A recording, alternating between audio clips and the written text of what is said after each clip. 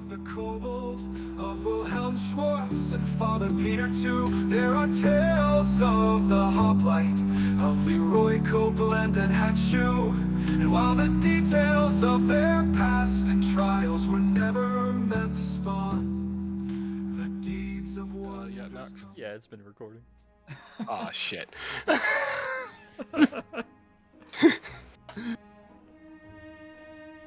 Craven, open portals, don't cause problems. Ghost stones, they're a thing again, irrelevant. And communist being communist dicks. Harassing I'm a nuns. nun. We also got a very nice plot summary of the Dead West campaign as well. Yeah, it was still wild hearing that red bag. And technically racial profile goblin, but that's beside the point. Party Yeah, might be you know. racist. Who knows? Party might be racist. On this episode of Due West, Torin requisitioned his compadres to to harass a nun and accuse her of being a thief. Even though that's not what he asked for at all. And this particular we mission did! of ARC, the subtitles under it reads, "All the non-humans get up to shenanigans." Yeah. we didn't accuse her of being a thief. You know, we're just saying, hey, keep an eye out. Yeah, you Torin's know? just like, just walk by and plant the seed of doubt in her mind. You guys walk up to her like, hey, guess what Craven's gonna do? Guess what, guess what, guess what? He might try to steal something. Okay, tell security. But he might try to steal something. Are you telling me because I'm a nun or because I'm a goblin? Well, you know, in case in case I want to steal something, he might steal it before I can. Is that what you're insinuating? Fuck you.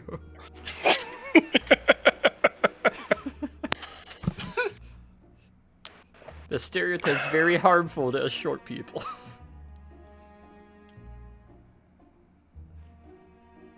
Yeah, the party arrived in Vienna, got to schmooze and booze for a while, got to break and enter into some rooms, got to hear out some speeches and conferences, and got to have some political spats and jabs back and forth. And last we left off, the party was in the...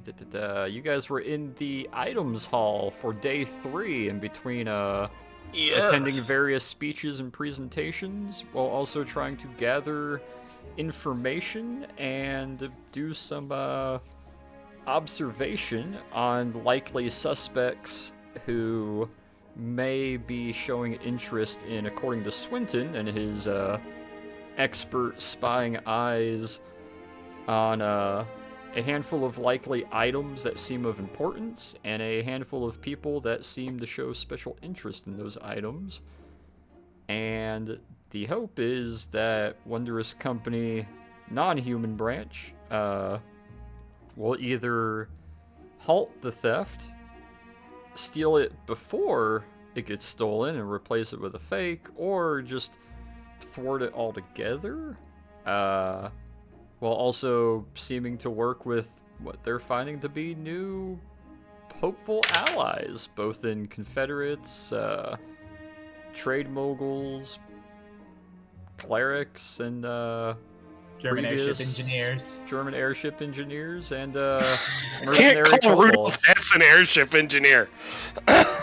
Rudolph Hess, the airship engineer. No, not him. Nah, the airship engineers are gonna hear who pulled the strings, and then they're gonna be like, "Ah, this guy, yeah." Ah, that tracks. But yeah, we left off at the party doing some direct investigating based off information that they were given.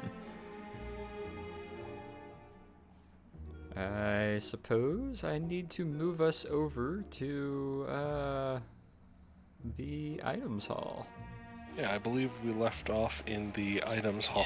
Oh, I would like to let you guys know, because it hasn't actually come up, but all these doors over here on the side are like real doors that are there. Oh, That go to actual rooms. And now that I've had a day to think on it, it occurred to me that you guys probably just assumed that was offsides. Oh, gee, I I just wonder kinda what's sit through the there with door. Rooms. Yeah, look what Right you've done. now, it's mostly these guys. But if you want, do you want to open up the room so they can see what's in there? I believe they're like meeting room type things. Yeah, give me a second. So most of them are like small conference-side meeting rooms, or larger gathering kind of meal rooms or tea rooms of sorts. Okay.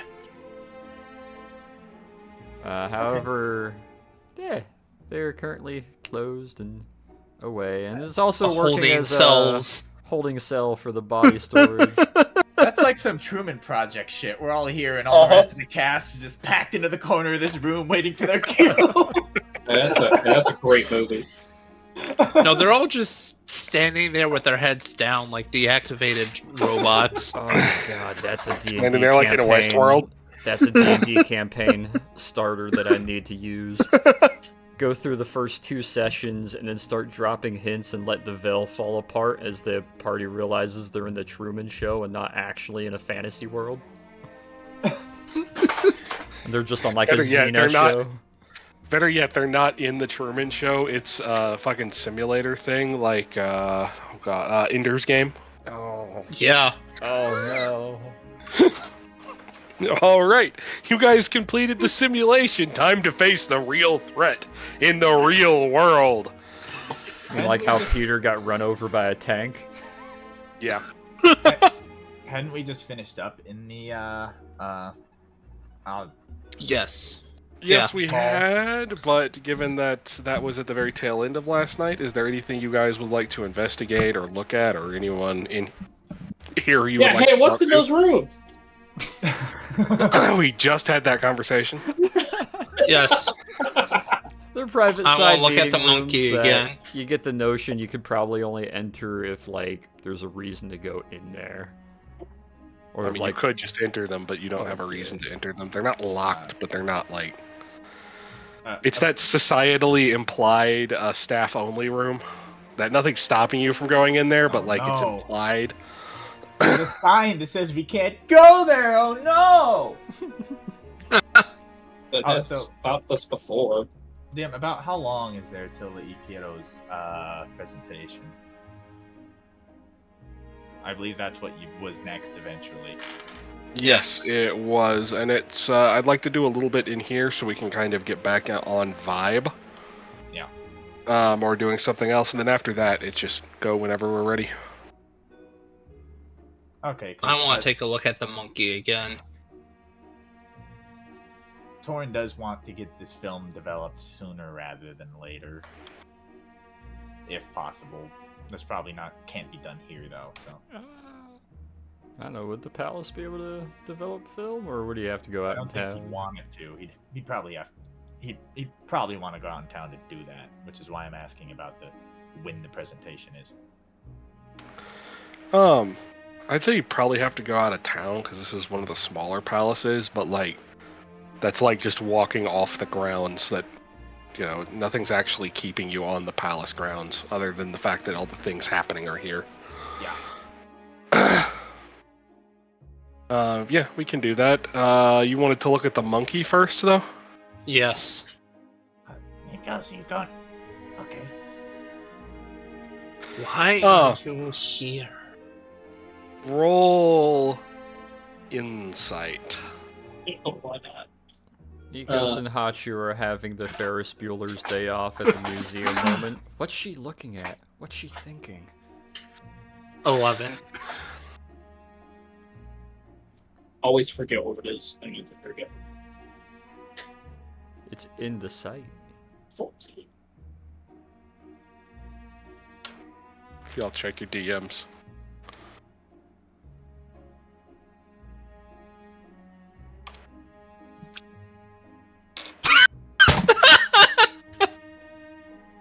So, Is- Razorback, motherly gorilla. Is I should have known.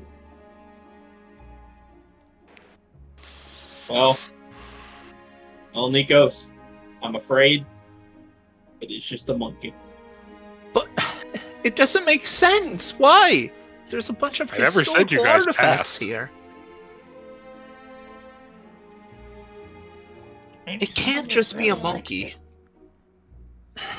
Look, I don't know, that eagle thing looks at people, so I don't know, this might do that too? I don't know. Yeah, but A monkey. maybe. Look, we might just have to let it go. Why would you keep just a regular stuffed monkey in a room with like the Sword of Charlemagne, or a golem, or To mess with schmucks like us. 13 insight.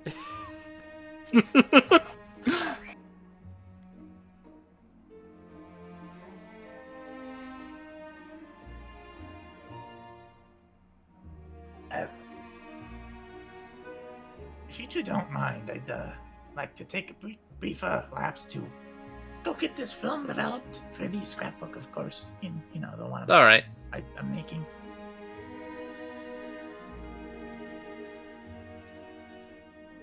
All right.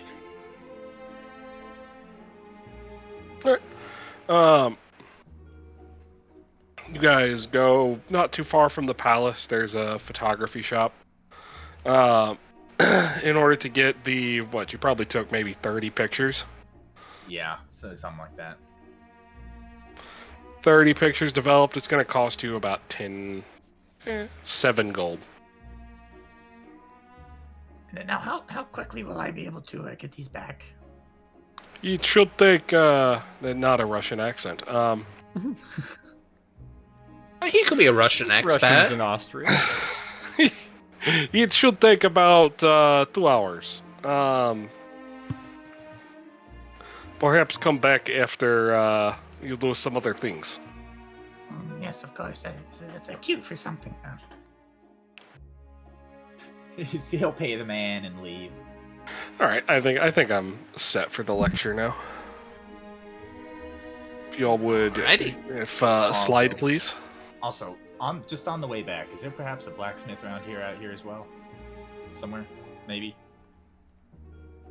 He doesn't want to stop there. He just want to know if there is one. Like a blacksmith? I'd say probably not, because you're like in downtown Vienna. Yeah.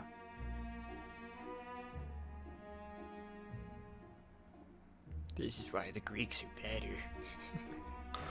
Like, well, I mean, we had a whole city to explore there, and like, you know, if you'll check in-game images, this is where you guys are.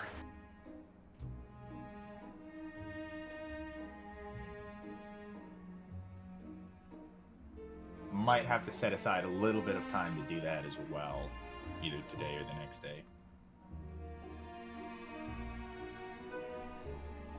Oh, because you're planning to make the replica. I was like, what are you trying to get?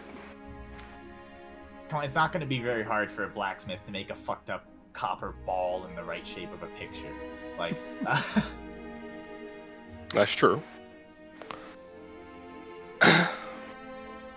Yeah, it's gonna be, you know, you're gonna have to get closer to the Danube than where you guys are. Nothing in the immediate area, but there are definitely blacksmith shops in Vienna. They're just Yeah, of not course. in that part of Vienna.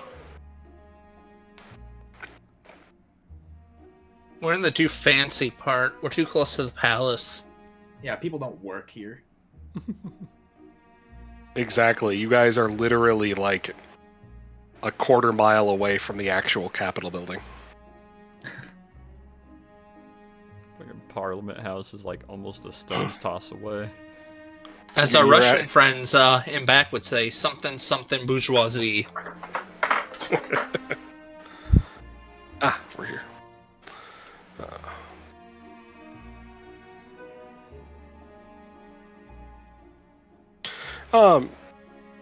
Are you three gonna sit up front again, or would you like different seats? Torrance staying up front, sure. All right. Then we're sitting up front.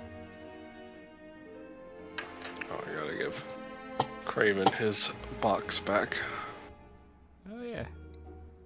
I know, Triumph's this goes without saying, but no tongue this time.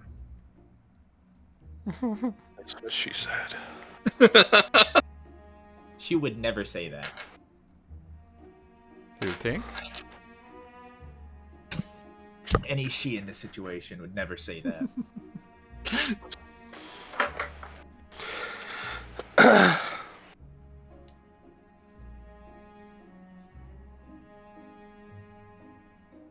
I need some quick information from you, Nox. Oh. Okay.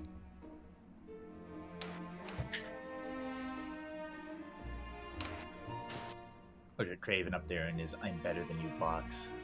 Right, I know. But he is. So I can't help but think that Hachi's sitting in the front with his tall ass fucking head and neck. He's probably blocking someone's view. Oh, probably. Of course, it's Apples. apples. Oh, you know what? You know, I just kind of look around me real quick. It's like, hang on.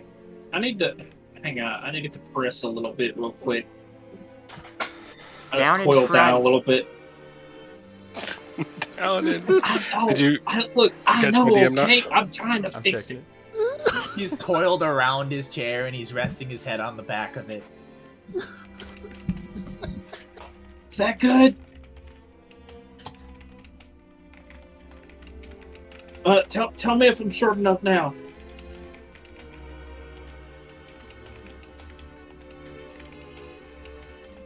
Sure. Okay, this work. It's very kind of you, Hachi.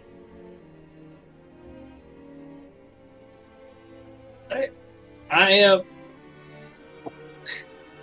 a community servant. You are? Only when I'm paid to do so. When are you getting paid?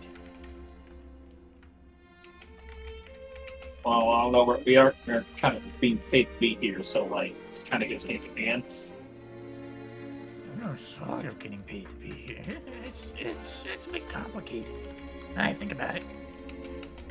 You're currently having a misunderstanding as to the meaning of words in the DMs. I got it. 1 sec.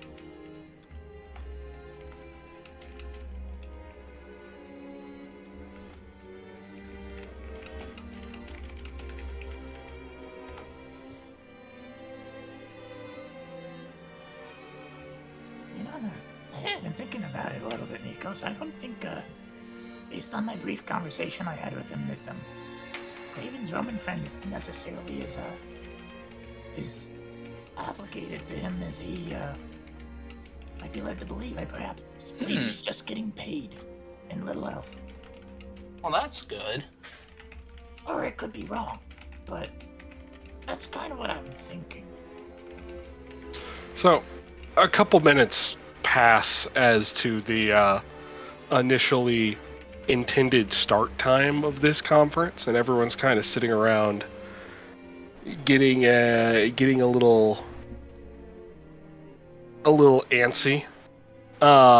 When one of the police officers opens a door and holds it open, and you see Miyafuji and the princess having a lot of effort to drag this giant clear crystal box thing with handles on top through the door.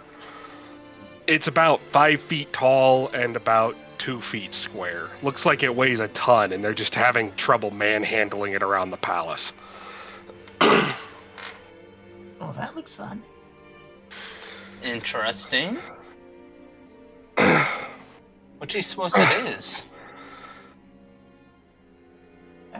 What the hell?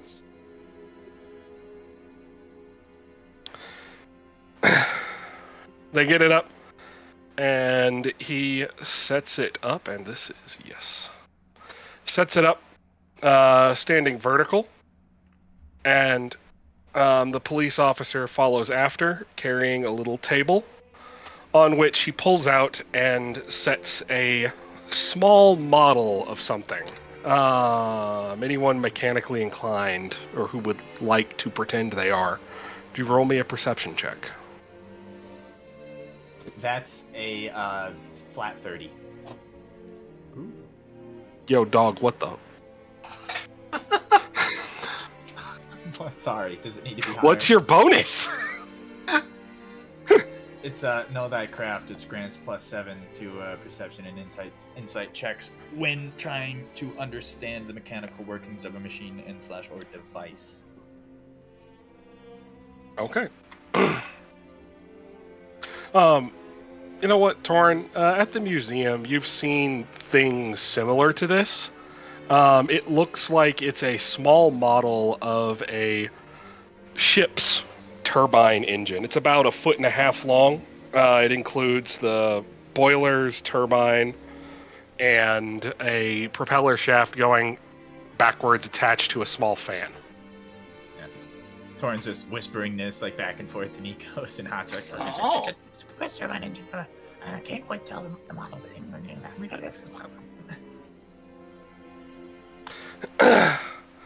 I apologize for being late, but it seems we couldn't find a dolly capable of carrying this around. We'll get to that in a moment. First, I would like to introduce myself. I am Commander Ichiro Miyafuji of the Imperial Japanese Navy, and I am here to discuss the developments in the in arcane engine power that the Japanese Navy has made over the past 5 years. As many of you may know, recently we have begun refitting 4 of our older battle cruisers in line with the treaty stipulations of the 1930 London Naval Agreement. At the beginning of this modernization, we stumbled upon a concept to utilize magical energy to power the boilers as opposed to fuel oil. It is used much akin to the way one would use electricity, passing energy through the boiler to heat it evenly, creating much greater efficiency in pressure generation, and allowing the whole system to be significantly smaller than normal oil-fired boilers. To mention, you don't have to have the oil. Precisely. In order to do this, normally you would require several mages to power a single, constantly pouring magical energy into a single boiler in order to get it to discharge enough energy to power a battleship. However,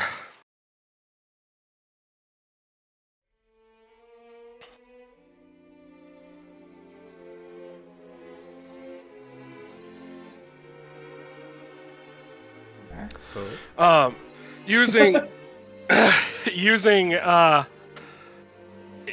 new enchantment methods, and new industrial methods, we have been able to create and enchant artificial sapphires, such as the one you see here. And he gestures to the giant rectangular cube thing next to him, to store vast amounts of magical energy that can then be discharged over a long period of time. In order to show that this works, I have brought a small little model here to exemplify its capabilities. He pulls out some leads and then hooks them up to a couple of terminals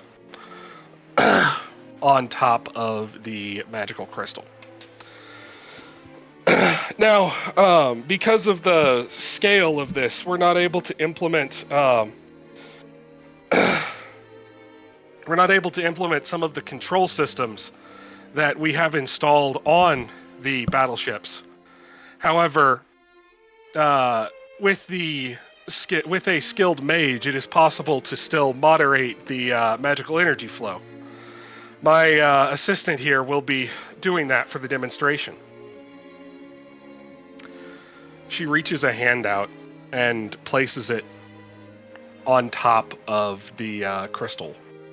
And the whole crystal begins to glow with a faint blue hue. The leads then begin to glow with a faint blue hue. And after a few moments, you see, probably after it took some time for the boiler to build pressure, the propeller on the end, the little fan, starts spinning. This development, and with how compressed these crystals are, this particular crystal is actually a crystal that was damaged during installation in the battleship Haruna. So it is only operating at about half of its full capacity. Each battleship contains 64 of these crystals, which gives them an operating time to run their turbines at full power of approximately 30 days between stop and refuel. And that is running at full power, not at a standard cruising speed. Oh, good lord. That's impressive. On top of that, with these crystals, the weight savings in these battleships amounts to, between the reduction in size of the boilers, the removal of all the fuel oil, the weight savings in these battleships each amounts to approximately 5,500 tons. Good lord.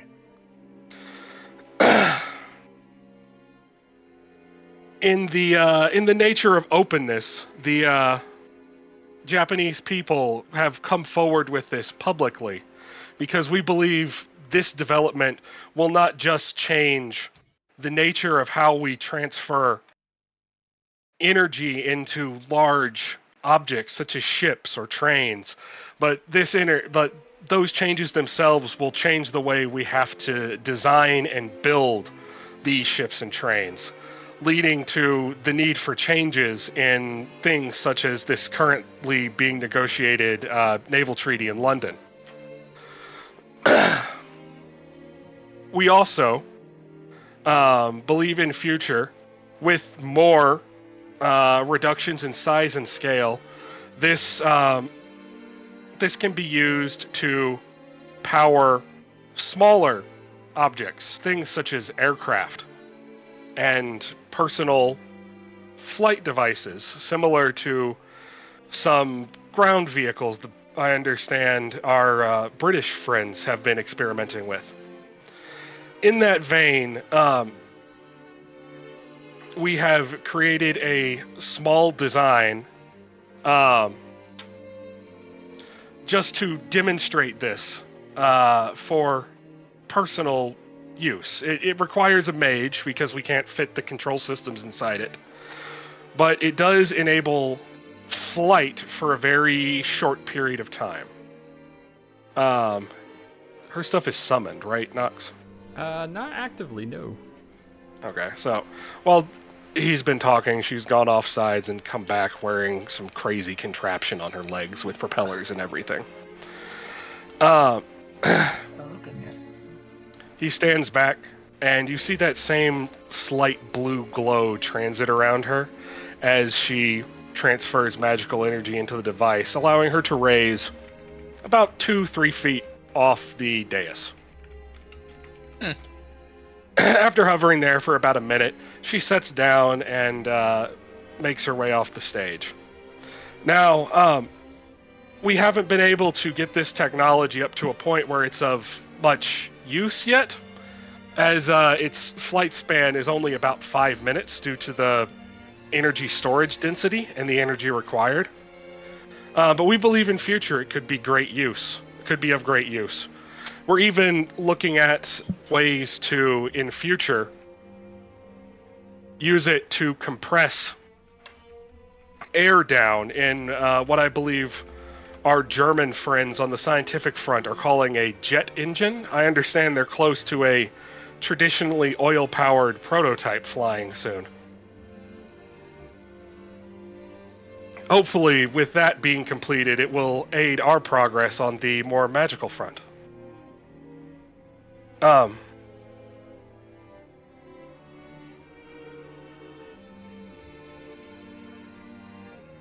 anyone have any questions? Torrent's hand is definitely going out. Is there anyone else? Or are we just getting Torin Knox? No one I could think of is raising their hand necessarily at the moment, but there is definitely some intrigue from Craven. The Germans in the back are definitely leaning in a little bit. Yes, Mr. Levencroft? Yes, I can't help but wonder, what is the requirement of refueling these cells if this is inherently magical energy? Is that an intense process? It is, but it can be spread out over many mages over a long period of time.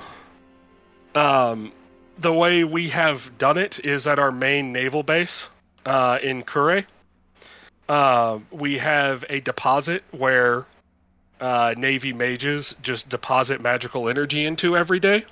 And with the endurance of the ships and the amount of staff we just have wandering around, it makes it quite easy to store, long-term store, and later distribute the energy to the ships. Goodness. We could not have done this without our advances in the creation of artificial sapphires. Dare I say, this is the first step in replacement of what the void, dare I say, Ghost Stone once filled. With any luck, yes. Although it's nowhere near as energy dense, and does require input. Well, of course, nothing ever will be, but this is the next best step, I'd argue. That is one of the reasons why we have decided to bring this forward to everyone, as opposed to hoarding it for ourselves as some kind of military secret. Torrent's gonna look around the room. Germans have a staunch interest. Craven is giving just that slight hint of leaning in. Emmeline and Marianne up on the opposite side are just kind of looking to each other, a little speculative.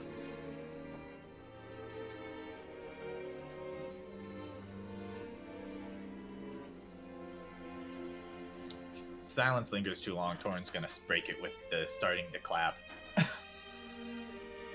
They'll join in pretty quickly.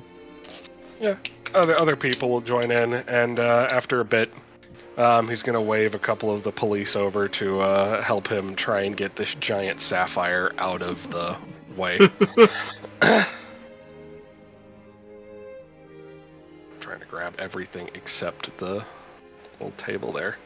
They'll slowly start dragging it with much great effort offside. Torrent's judging everyone in here for not showing as much curiosity at this amazing new invention. I'd say roll insight. Ah, 5. Yeah, everybody in here is totally just not enthused about this. Everybody here is really just... They don't really seem to care, despite leaning forward. Bro is the only Navy man in the entire fucking conference. Honestly, most everybody here, actually, What Army, air people. Army, Wehrmacht, Army, Luftwaffe, Army, Army. This has Former no use army. for airplanes? Yeah, other than like a handful of Luftwaffe here that were probably more interested in the flying contraption, all the others, they have interest, but they're not... Everybody seems a little bit reserved to just instantly throw hands up and start asking questions about it, showing too much interest. They're almost kind of looking at each other like, oh, who else is going to show interest in this? Torrent's just like, Am I the only one here who isn't politically funded? It's a very Not loaded really. question. I know. He's thinking it. No. Quote unquote. Hachu's totally not politically funded. What are you talking about? Huey Long was more than just a job. I do Alright, him like an uncle. Alright, we can transfer back to whatever one of the 3 main ones you want to go to. Or the cafe, if you so desire. Oh, you're gonna go pick up the thing, aren't you? He's going gonna- out in town. My eyes! Bit of time out, bit away from the dry, emotionally dry air in there. I need to pick up those developed photos, and then I need to see about seeing a blacksmith for him. I suppose I should tell you what I've been thinking. You guys. So, what's the plan? Well, that was great. me snapping all of the photos in there, I mean, they are very cool photos, but also I got several close-up details of the head of that staff, and I am wagering that a relatively skilled blacksmith would be able to fabricate us one that looks very similar, that we could retain for whatever purpose we may need it for. Should it come to that.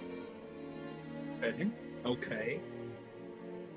And also, maybe we should check out that diner that everyone's been talking about.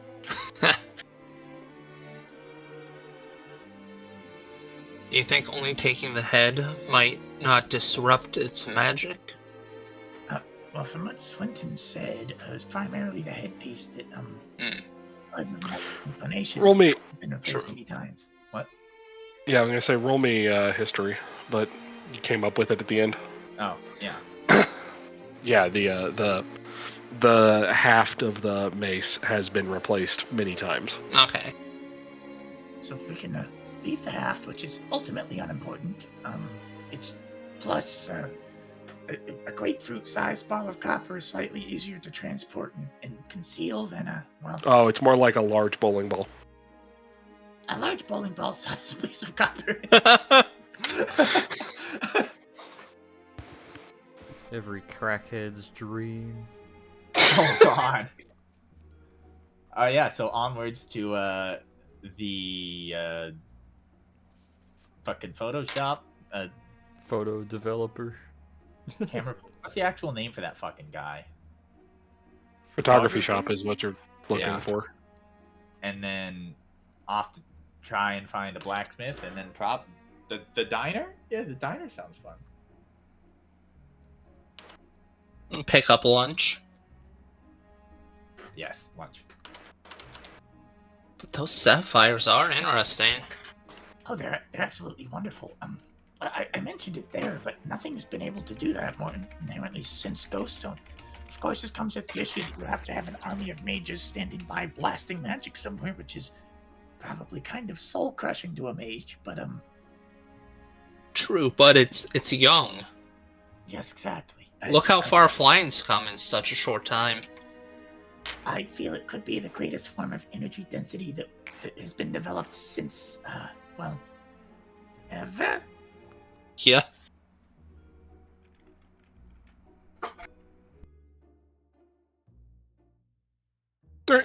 After a little bit of walking across the street, you guys have to sit there and wait for all the cars to pass by. Y'all find yourselves at the entrance to the magic shop. Or not magic, got me thinking about magic. At the entrance to the photography shop. They're magic cameras. Magic, ooh! They have tiny little gnomes who paint pictures. It's the fucking Harry Potter pictures that move. They trap people inside the magic box. Oh god. So Excuse I me, think I sir. saw that Goosebumps episode. Are the photographs done? Yes, here they are. Why don't you roll me a perception check. 15. Yeah, the photos are good enough that you think someone with sufficient skill working copper could probably make something recreating this. At least recreating it well enough to pass a cursory inspection. Yeah. Thank you. I appreciate your efficiency and quickness of your work. These are very important to me. Very good scrap. Do not worry about it if you're having a slow day. There we go. There's the German accent I was looking for. Found it. Says it's a German accent, seems to be an Austrian. Close enough. Well, the Austrians and Germans, I honestly haven't known enough of both of them to separate the accents. And of course, I do value my secrecy greatly. If someone for some reason were to ask that I was here, Torin's gonna slide an extra 10 to him across the desk, and I wasn't here. He winks at you. You Americans are known for your tips. Of course. You have a very fine day, sir. You too. all right. Now we gotta find a blacksmith. Where's the blacksmith? Why don't you guys roll me... all three of you roll me a perception check. We'll do a combined one here. 18. Not 20. Oh, nice. Damn. Oh, I rolled a 19. I bet Close. that's the best combined roll we're gonna get at all, and the DC was like 29. It's like 100. We find the best fucking blacksmith ever. Yeah. Talking to a few people around the street, you guys hear about some blacksmith shops down by the Danube, some further out, but one that strikes your interest is actually a fittings shop. That did many of the decorations for the palaces themselves. That's not too far away from here. Oh, It did things like the brass fixtures all around. You know, that made things like the chandeliers that are in the palace. Rails for stairs, that kind of thing. Oh, dude, once you told me they made stair rails, dude, they're the best in town. Alright, yeah, we're going there.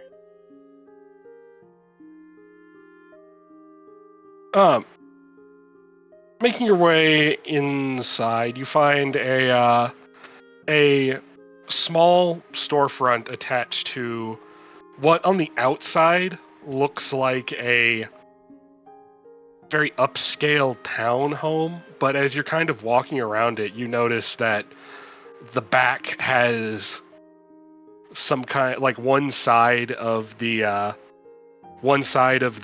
block has what look to be concealed loading docks, and there's only one actual entrance for you to go into.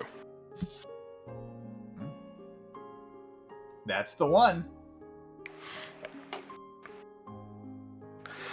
Making your way inside, you find honestly, it's like a small entryway, you know, barely big enough to fit 5 or 6 people with a small desk. Way to walk around the desk and a hallway behind it leading off into what you presume are some offices, and there's no one there at the moment. Oh, it appears to be a... Is there a bell? Roll me perception. Is there a bell? There is not a bell. There is a rope hanging from the side of the little reception desk. No, look, a bell rope. We're gonna give a little pull on that rope. Roll me strength. Strength? Strength. 14. You go to grab this bell rope and you think, oh yeah, it's a bell rope. It probably just goes to another room, and you start pulling on it and pulling on it and pulling on it, and you realize you've pulled yourself up into the air hanging from it. Sitting up there for a moment, you're like, how am I gonna do this? And you kind of jump up and down on it, and that finally gets it to ring out with a loud bong, bong, bong. This is a very assertive bell. Yeah.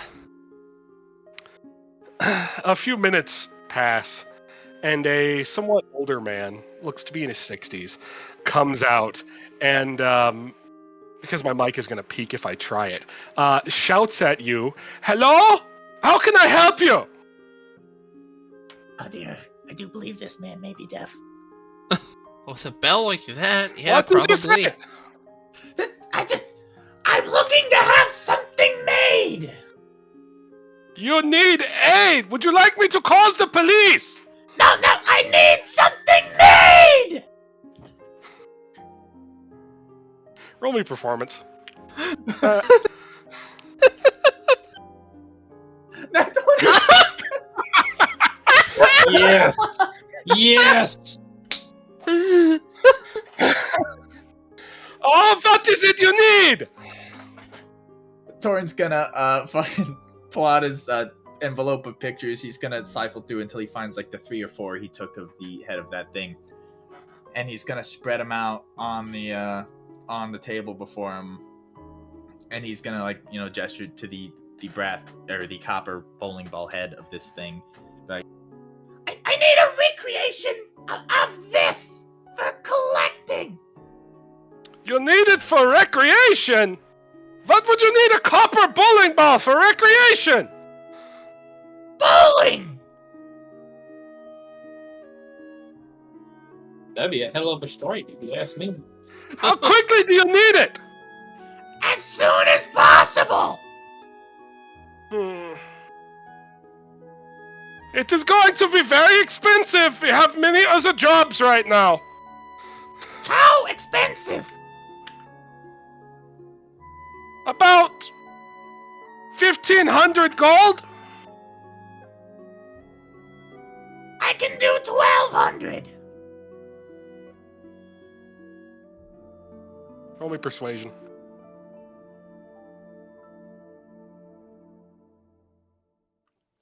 $13. Oh no. 1,400. And you have to wait till tomorrow.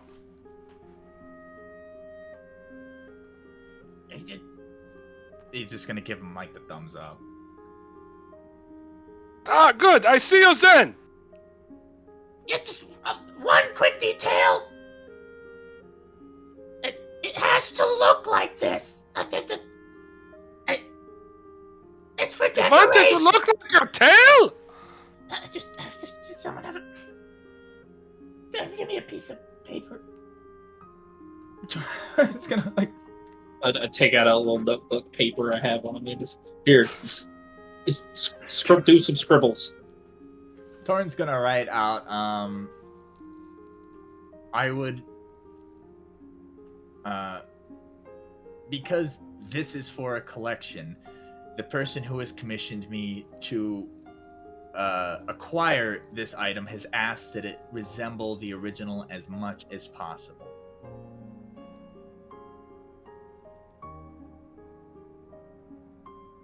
And then he's gonna pass it to him.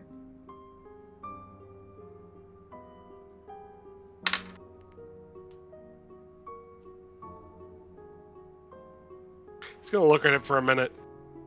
He's gonna reach over and he's gonna pull the big bell arm, and you're gonna hear another couple bongs. A couple minutes are gonna pass, and someone else is gonna come in, and they're gonna speak to each other in German for a minute. And then he's gonna look at it, say something to the guy who's gonna turn back to you and say, "Yeah, I can do that. But please, I cannot read English." What? I cannot read English! Only German! Then how did you read that? He read it, that! He reads English! I speak English! Great!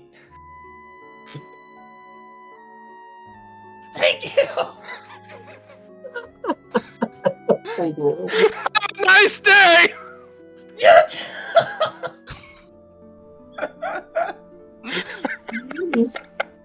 Just goes, what the hell? So one of them So they're speaks taking. it, and the other one reads. So they're taking yeah, I payment guess upon that's a completion? system. Yes. Yeah, Torrin's gonna walk out with them both and be like, Guys, that was basically all of my money. Okay.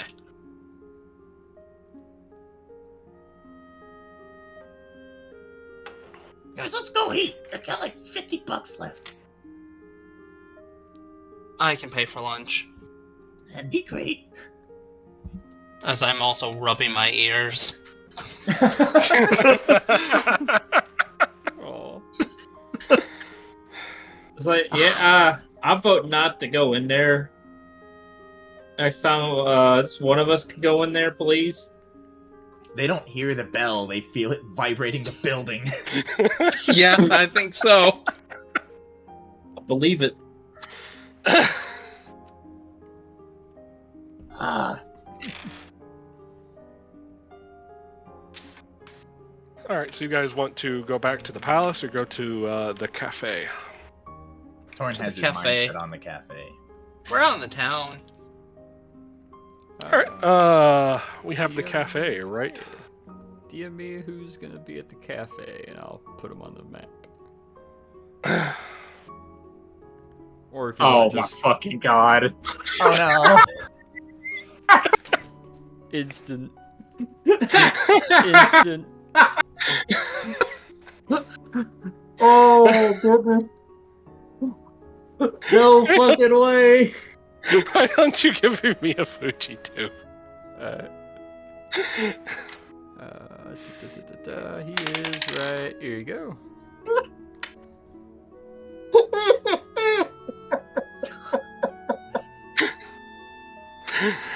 Chu, would you care to explain? Because I don't think everyone else gets this. Oh no. Oh. I mean, we're in the wrong country, but fuck it. So all the characters that are working this cafe are all from a comedy TV show. An old BBC show. I think I know what you're talking about now. Hello, hello. It's all the hello. cast of the show. Ah. Oh my god. It's the entire cast. All 5 of them are there. All 6. It's. I'm missing it good moaning, but that's beside the point. That's whatever. I mean, it's not the entire cast. You don't have the German officers. You do have Herr Flick of the Gestapo. Oh, he's great. Just as a background character, though, don't worry. He's not actually a Gestapo agent. He's just flavor text here. The Gestapo and Wehrmacht are ready in Germany. Oh no. Or in Sitting there Austria. drinking his tea and smoking his cigarette between his index finger and his ring finger like a fucking weirdo. Exactly. Did you see my other DM, Knox? Let me see. Ah, okay. Yoink and yoink. Oh.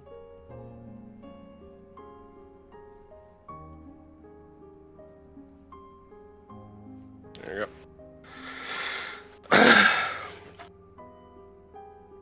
Alright, yeah, as you guys come in, you see a couple of presumably locals, Mia Fuji, sitting down and speaking with Professor Gusseau.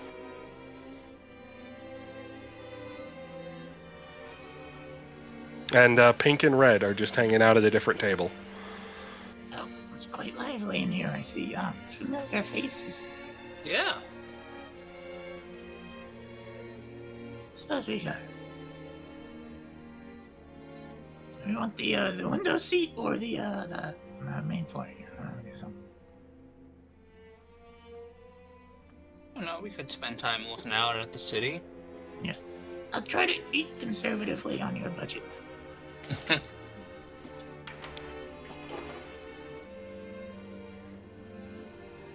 Real, I'm broke. Let's go out to eat hours. Yeah, right? We go to Denny's. Denny's. Actually, we should sit here, so because there's more room for Hachu to like lay out. Yeah. Torin with his classic back against the wall and paranoid fucking diner seating Back posture. against the wall or back against the window? Back to the window.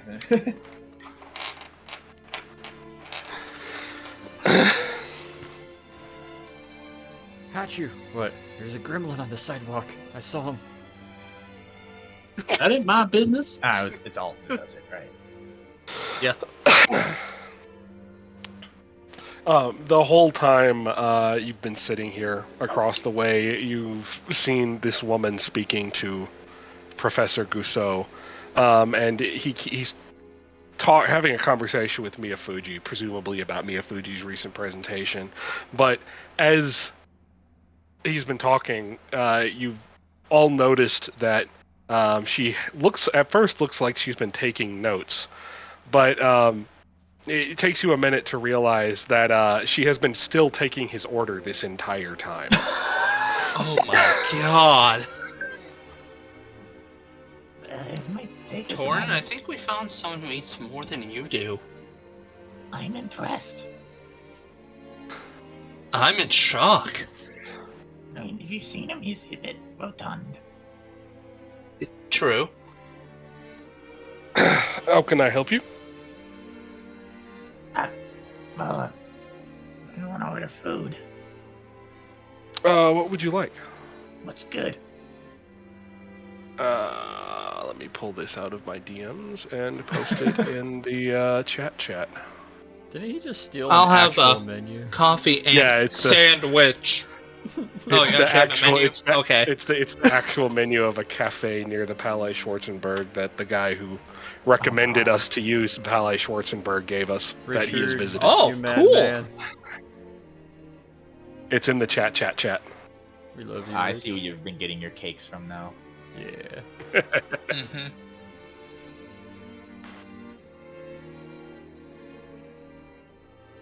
On top of that, they'll offer you some standard sandwich and soup fare. Coffee and sandwich. Insert sandwich name here. In German. Yeah. Yes, of course. The soup of the day looks wonderful. I would love some tea, and if I could perhaps get the Kaiserschalen and the Marco Golem, that'd be great. And you, sir? She turns to Hachu.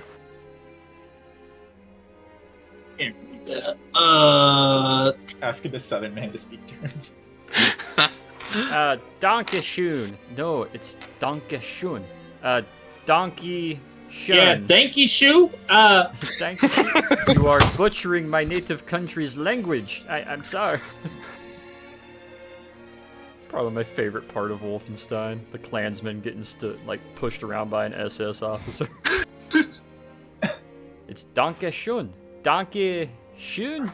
No. Oh.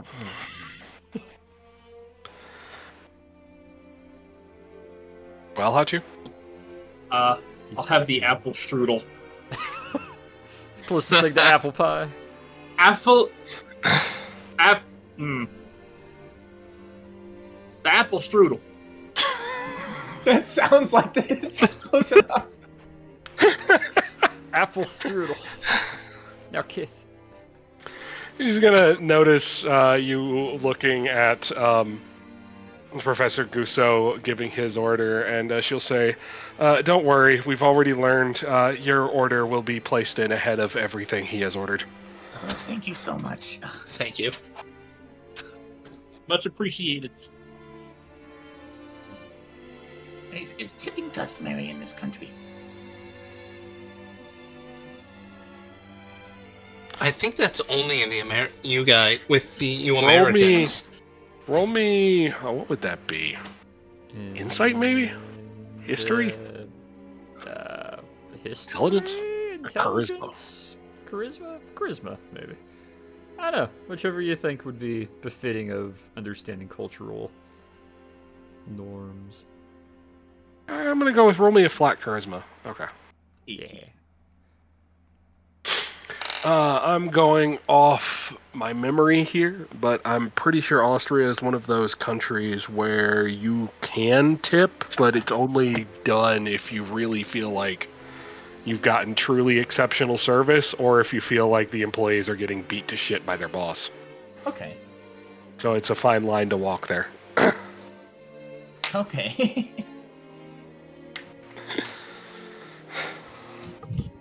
But normally, tipping is not done.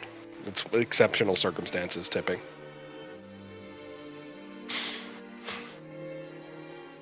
There's two people in this room that I would like to try and confide in about something.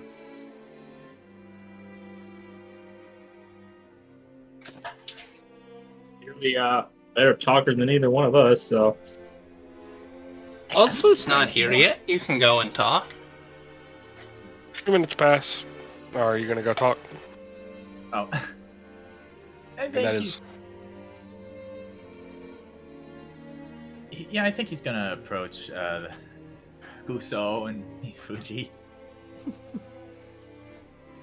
Gonna try not to make eye contact with Pink as he passes. She is mad dogging you with the most bedroom eyes over the top of a teacup that she's holding with two hands.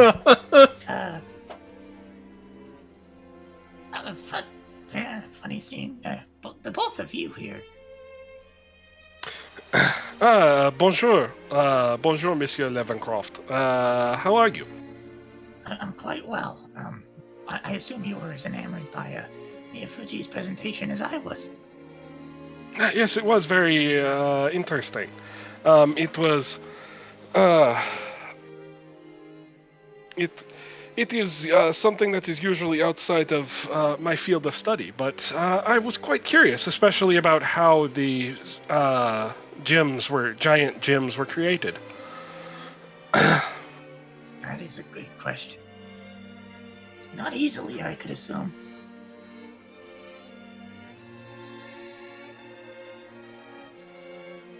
Hey, Fuji, I would love to pick your brain about that later, but I had a different question for you, if it wouldn't be out of place.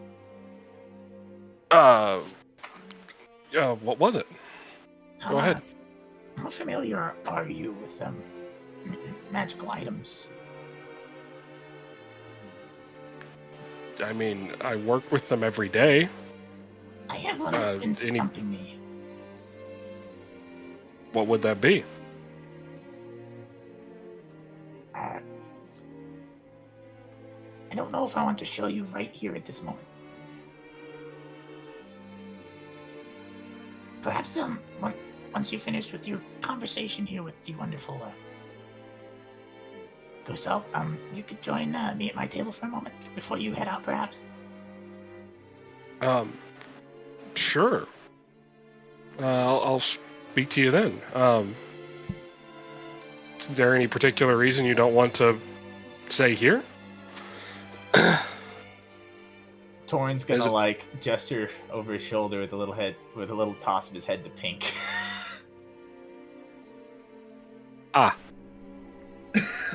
She's I suppose at I understand. Red, who is like a dog drinking out of his coffee cup. Oh, God. Slurp, slurp, slurp, slurp, slurp, slurp, slurp, slurp, slurp, slurp, slurp. The man behind the bar is just mad dogging him this whole time, and he has no idea why. It'll be great. It'll be like some of those old discussions. Anyways, I'll leave you to your conversation now. Sorry to interrupt. No, it was a pleasure to speak with you. Of course.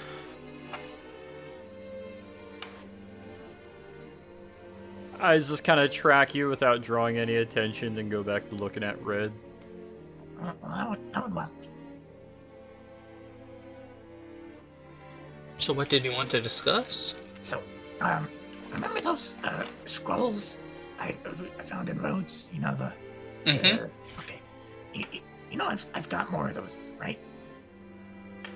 Yeah, I think you mentioned you found a few and you only used like one, right? I haven't used any. I have 3. And I would like to try and garner a better understanding of what they may do. That's probably a good thing to know. useful to know what the scroll is before you use it. Yeah, given what the other ones did. That giant, light that we saw? I still wonder where that went. Great question. Went into a whole nother campaign in a whole nother universe. Yarr.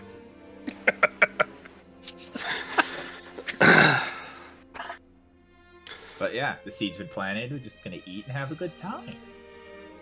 If you want to discuss that, I'm going to have to hand it over to old DM, because that's his world. As like 30 minutes-ish happen, Miyafuji, and eventually the professor finishes his order, and Miyafuji finishes his drink and comes over to sit with you. I don't know enough about this to handle the RP from a in-game lore perspective. Let me DM you here some information. Now that I know what he's going to ask you about, give me one moment. What was it you wanted to discuss, Torin-san? I found myself in Rhodes recently and in possession of a few scrolls of significant power. But where are my manners? Have you met my friends yet? I believe we met at breakfast a few days ago, and he again does the thing where he goes to bow, but then reaches out to shake everyone's hands. Shake his hand. Of course, Nico Zagros of the Zagros family, very big name in Greece, and then of course, compared to your Hachu, it's a bit more complicated, isn't it, Hachu?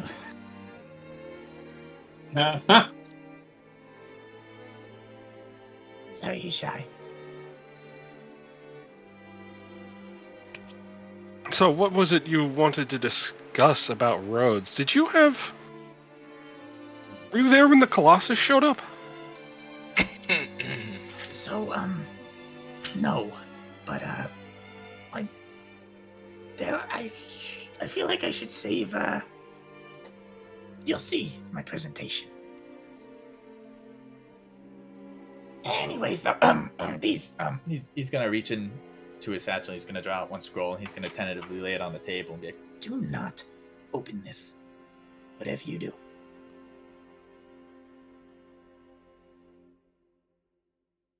Do you perhaps happen to recognize the seal or be able to incline what the purpose of this may be?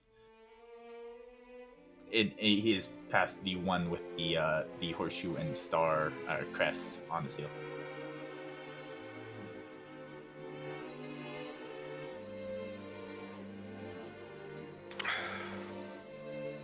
I don't recognize any of... They're very old. I don't recognize any of the markings, although I suppose they seem European. The way you would have to get these identified would be to take them to a wizard or a cleric with detect magic. And they can sense what kind of spell would be in here in relation to their own fields of magic. Yes, of course. I was just attempting to avoid that step. I was, you're one of the greatest professionals in the field. I figured, it'd be worth asking you. I can understand why, but given their age, I suppose whatever this crest is on the front means something, but I don't know enough about Western magical tradition to be able to even begin to guess. Of course. All of my Western education is in mechanics. Good point. Well, I do apologize for the minor inconvenience. I have a... let me send a DM to Nux first. Alright. Am I fucked? Why would you be fucked?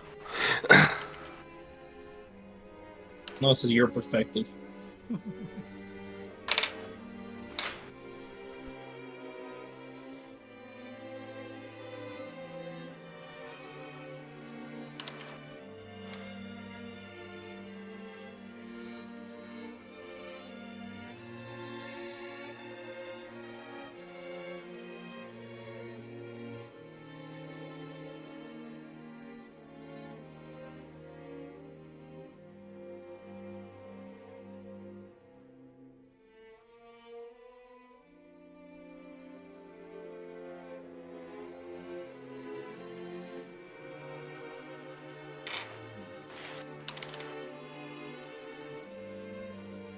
Why are you DMing over this encounter? Because you're asking deep lore questions. Alright, I'm gonna use the bathroom real quick while you do that.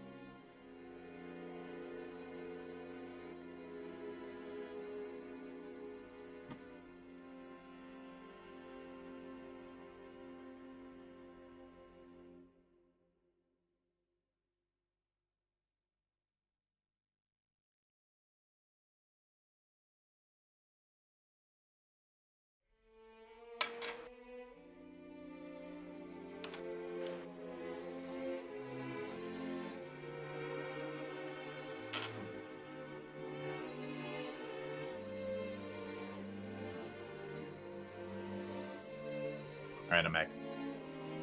Welcome back. Have they figured it out? I hear No. rolling in the background.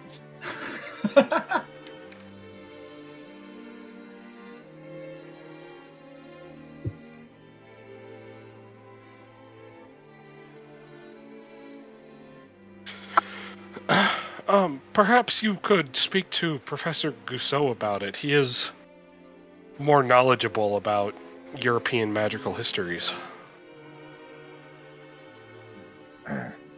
Does he seem much like the Sherry type? You see, I want as little people as possible to know that I have this.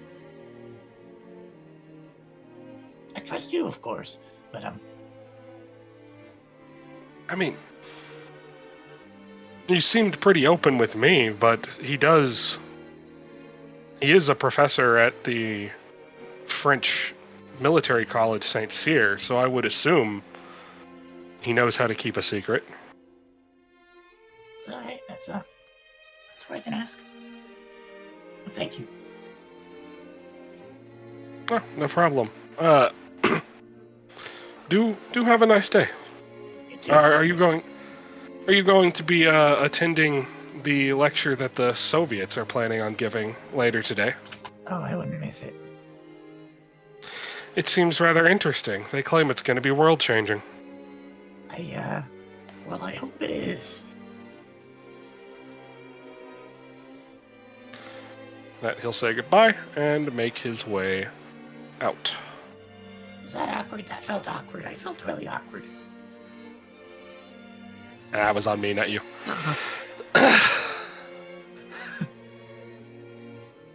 What? The Japanese mechanic is awkward? What?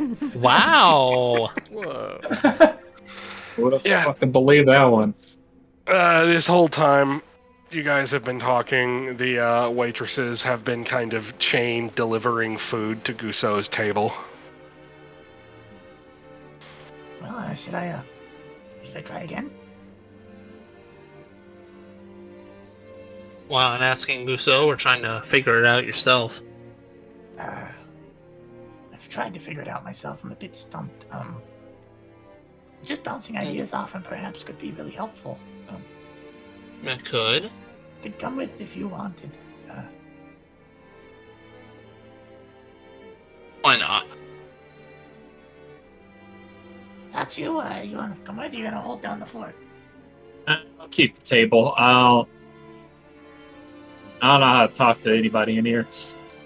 You just use big words. Right. Big words. Okay. Good luck with the table. Yeah. He's gonna like give him a nudge and then slide out of his seat and he's gonna approach. Take the same seat that Misaki was in.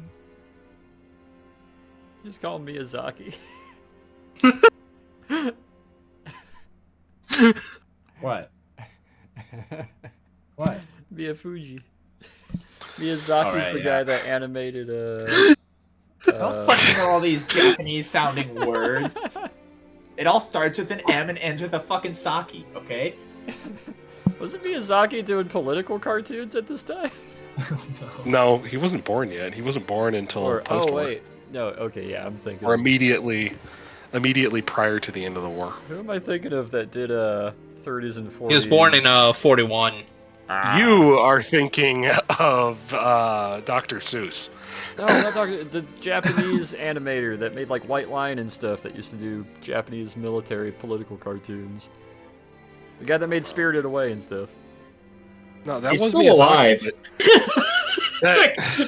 That was Miyazaki, but he wasn't born until 41. Ah, I mean, he may have done political cartoons. I don't know. I don't know if they were era cartoons or not, but yeah. Anyway, They definitely would have been in an era before he was born. yeah. Genius. As you sit down, he says, bonjour again, Monsieur Thorin. Do please try the Malakoff chocolat tort. And then he pushes a plate that's just sitting on the table over to you. There's an increasingly large stack building up on the end of the table of empty plates. Of course, my sir, I admire your appetite. It is one of my favorite things to enjoy food. It is always so unique. Between different parts of the world, different parts of even the same town, everyone makes the food slightly different. Nikos, I like this guy. Torrin says as she's like shuffling. I'm not surprised. No, he's not shoveling food into his mouth. He's eating at what seems like a maybe slightly fast pace, but he's just constantly doing it.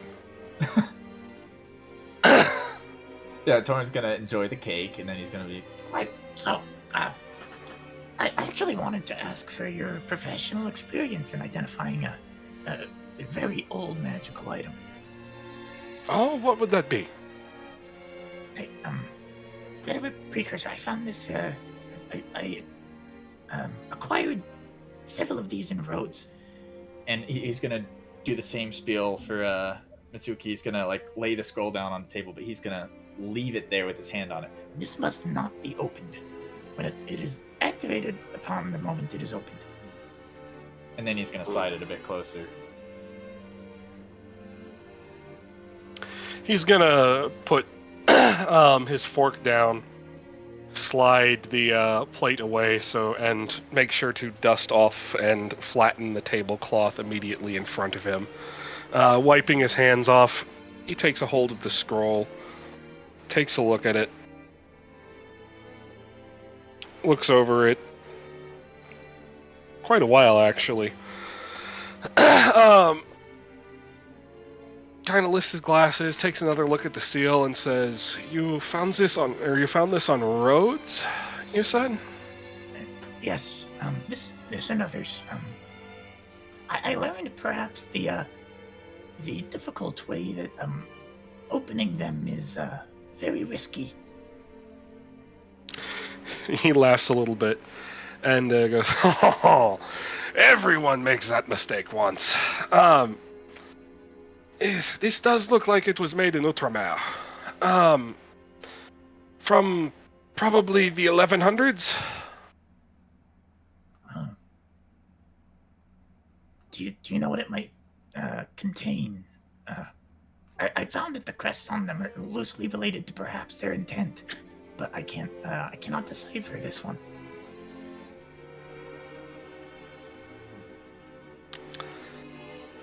I can't tell you what would be inside it, not without much research. I can tell you that I have seen crests like this used by the Order of St. John. I believe in English they're usually referred to as the Knights Hospitaller. Oh, this is quite a piece of history then. Yeah, it would make sense. They did occupy Rhodes until the 1400s, 1500s. The last bit of Outremer to fall to the Turk. Of course, well. I appreciate your expertise. Oh, no. Don't worry. It is actually quite interesting. I'm glad to have seen this. And where did you find this on roads? I presume not in some pot on the ground. Torin's gonna like scratch the back of his neck a little. Hey, what was the name of that place again? The Fortress of Saint... I believe it was Saint Nicholas. Yeah, Fortress of Saint Nicholas on Rhodes. The Fortress of St. Nicholas. Oh, did you get permission to access their archives? Yes, in fact, we were on another endeavor to locate something, and we were given permission to check in those archives. It was actually Trent did a lead.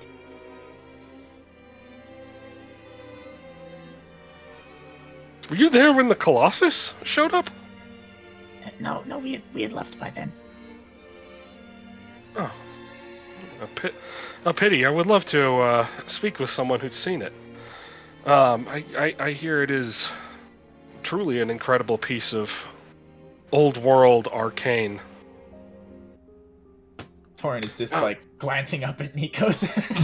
Yeah, I'm glancing back.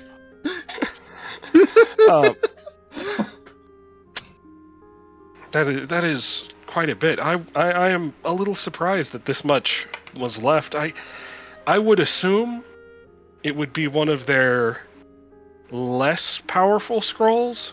I presume when they vacated the island on the orders of the during the treaty with the Sultan, they would have taken anything of any real intense military value with them. No, they left some pretty powerful ones. The Knights of St. John were incredibly powerful. What you and I consider to be very powerful may have been not worth the space. Oh goodness. Oh my. They did destroy several Turkish fleets while outnumbered 100 to 1. Hey, were you perhaps looking to the southeast a couple of weeks ago? At night? No? Alright, never mind. Why do you ask? Yeah.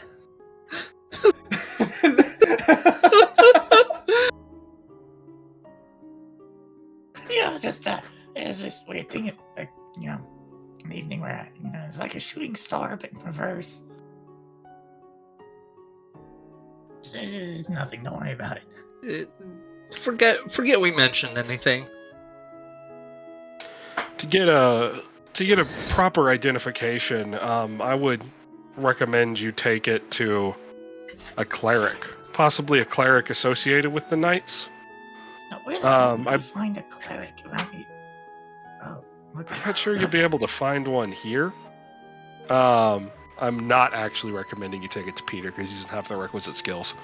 Torin's now just like eyeballing the nun in the corner who claimed that she was a cleric during an argument with the Russians. I know the Knights still do exist in some capacity, and they still exist on places such as Malta, and I believe they do much charity work in England still. Oh, that's very useful to know. Well, They have become far less militarized since the times of Napoleon. Yes. I suppose with the disappearance of magic from our world, their powers diminished greatly. It's hard to fight off armies 100 to 1 when all you have is a regular sword. Yeah. Well, I appreciate your time. If there's anything you might ever want of me, you of course need only ask. It's the least I can do to thank you for the wonderful dishes and the information. Oh, not at all, not at all. If I ever come up with anything, you are at the You are at the Museum of Unnatural History in Boston, yes? I will write you a letter if I have any questions that would be in your field. Of course, I'd love to collaborate. Thank you very much.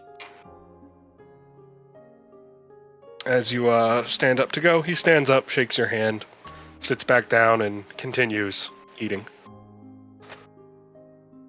Returning the scroll, of course. Yeah, he just puts it in his pocket. Just tucks it in his vest, just like, nice. Might know. Finder's fee. My consultation fee. Watch out, he might Yeah, eat it consultation too, fee. so you might not want to do that. Well, I got one more bet. I'm already making a fool of myself here.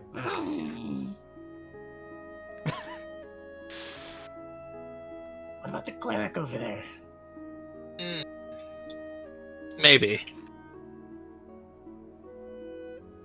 Is worth a shot. Could be. She might be able to identify it. Okay. Don't bring up about him stealing anything. She doesn't like that. Torin in character has no idea you guys said that shit to her. Yeah. Yeah. Yeah, he doesn't. He's gonna like stroll over. He's gonna be awkward about it, like hands behind the back, like kind of stiff legged, and he's gonna, I don't know, like stop somewhere right here and be like, I'm gonna go back to the table. I'd like you if before we go to apples, if Nox would be up for it, I would like Torin to roll perception to see Pink's reaction to this. Ooh, okay. Considering he's talking to everyone except her. Oof. Go talk to your woman.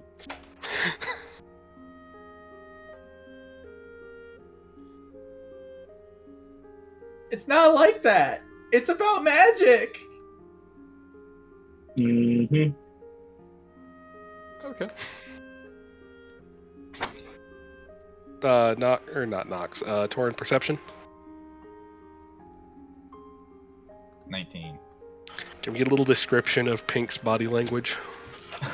The teacup has been empty for about 2 minutes now, but she's still holding it in both of her claws, kind of up to her mouth, and she's just looking out of the very side of her eye towards you. Not angry, not perturbed, not tired, just looking, almost kind of that, like, interested, like, what is he doing? Why didn't... What... Is he talking to everybody? Is he gonna talk to me? Like, almost kind of questioning on her face. Red hasn't even noticed that you guys entered. She's just giving that expectant look, watching, almost like when you like bring in a like milk bone and the dog's just looking at you like, oh, I'm well trained, but I am eyeballing you. The moment you raise that up, I'm gonna get the notion that like you're calling me over for that milk bone, so I'm gonna be there. But you haven't called me yet, so I'm just gonna sit here patiently, sipping this empty teacup. Nico should go keep them company. Nah, Won't she's be your awkward woman. at I'm not all. gonna lie. I'm not gonna step in that space. All right, noted.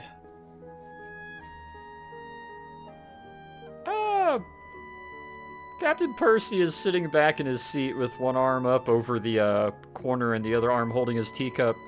And he's kind of doing that thing where, like, the right heel is up on his left knee. And he's leaning back a bit. And he's looking straight 90 degrees off to the side from the table, occasionally giving just an idle nod.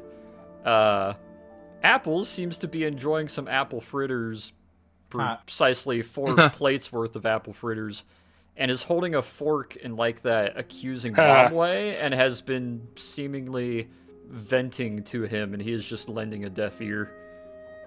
Apples eating apples, fritters. Yeah. But yeah, she's saying something to the extent of like, and they keep thinking I'm a thief. I'm not a thief. I don't steal. I just... Are you even listening? Oh.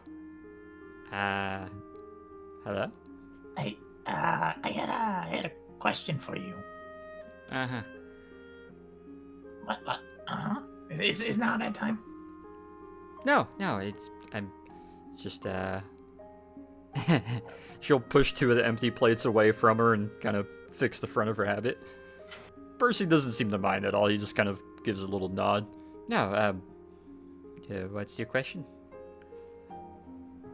I've been looking to identify a very old magical item, and I've asked one person who told me to ask another who told me to consult with a cleric, and I thought I heard you mentioning that you were a cleric the other day. Oh, good memory. I am. Yeah, so, He's gonna like glance at Percy a time or two, and he doesn't say it, but it's probably showing on his face that he's not necessarily trusting of people with information.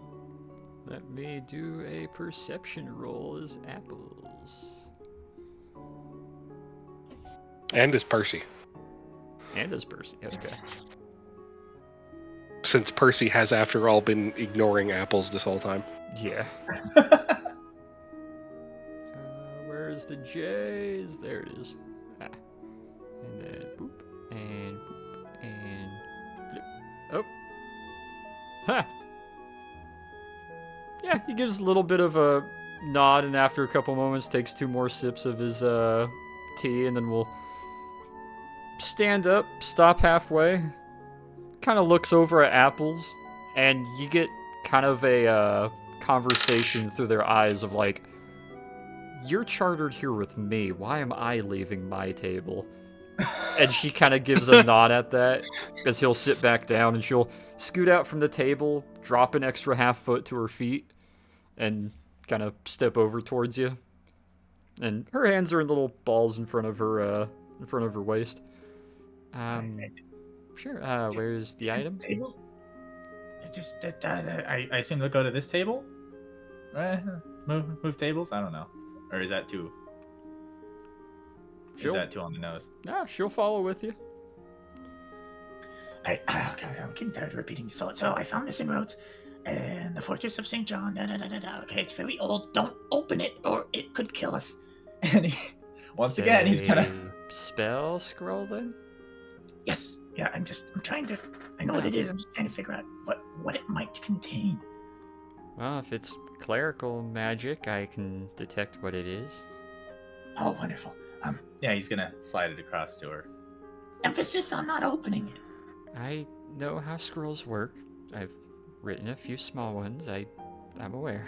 And she'll reach out and kind of gently take it in both hands and kind of look at it for a moment. Then sets it down really gently and puts both hands on the top center and kind of looks across to you. I can't accept payment for most things officially, but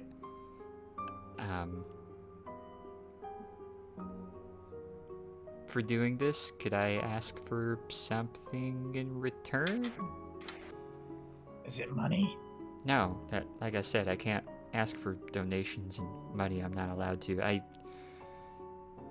don't know, something interesting, something fun. I'm expending magic that I'm supposed to use a little later today. I don't know, do you have a item or something I can... a trinket? I can't accept currency. I don't know if a favor would be okay either, so... I'm a little bit short on money and items right now. I do a favor, I suppose. I've been... a reasonable favor. With all the stuff on your person, there's nothing you can trade? I like all the stuff I have. Knocks.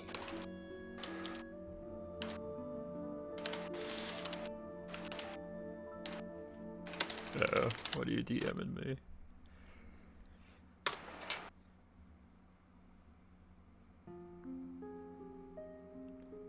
I like that. She kind of looks at the scroll again. Just this one? Well, I mean, I do have 2 more, but, I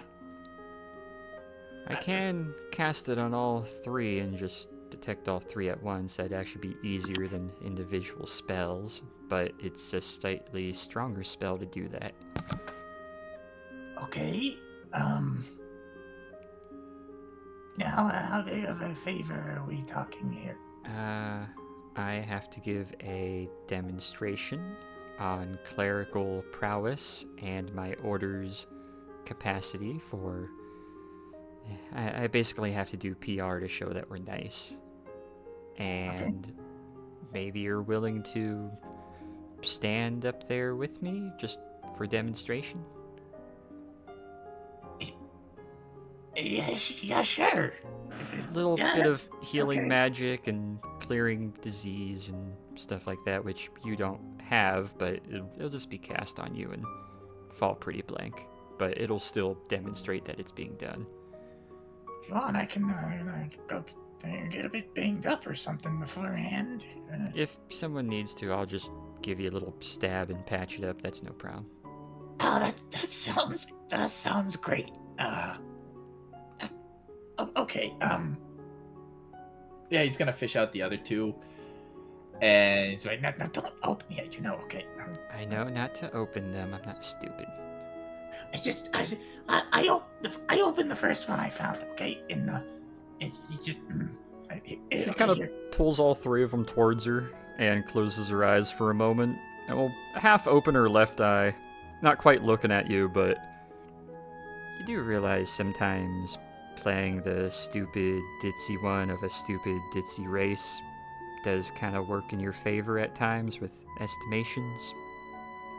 You probably understand as a kobold, right? Yeah. And she'll cast Detect Magic and kind of looks down at the three of them. Let me fish through my notes. Maybe. I have a plan for the presentation, don't worry. great. Where does the DM poking me? This is like, where "What you Torin sends doing?" Nikos up instead. Oh, Nikos, no. you're better getting stabbed. Where the fuck did I put those notes?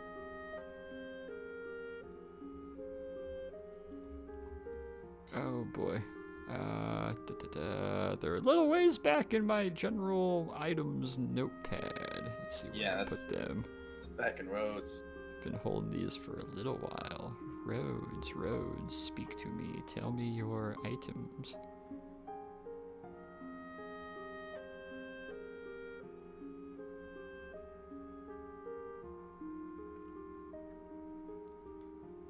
Where the fuck? I was literally just scrolled onto it a second ago, and now it's not here. Control F scroll. That's what I'm trying. Let's see, Control F. Unrelated, but you can just buy synthetic sapphires on the internet that are like real sapphires but made artificially, so they're cheap as dirt. Yeah, you Really? can just do Huh. diamonds and rubies. No Cool. shit. I mean, they're not the size of the one in the demonstration, but you can buy like a loose round sapphire for like $20. Give me una memento. It doesn't have the mana that comes from the earth, Yeah, where's the natural mana? quote unquote, something like that. I don't There you go, know. guys. If you ever want to buy a sapphire, to just have a sapphire, I guess. I'll put that in the link in the video. In the description below. In the description below, want to buy a sapphire? $25. What do you mean make an offer? Choose options. Oh, My favorite Carrot Pokemon size. games. holy You shit. can get an 11 karat 15 millimeter sapphire for $1,000. Damn. It's not bad. I need to go to our 1.5 DM, centimeters in sorry. diameter. That's the kind of sapphire you put on a ring, like a goofy, extra large fucking like what? Oh god, yeah. No, hear me out. You put it on top of an LED and use it as a nightlight to refract all the light around the room. Oh, that'd be cool. Oh. Shit. Yeah, my mood lights, they're actual crystals. Yeah, beat that one. I'm purging all the bad auras right now.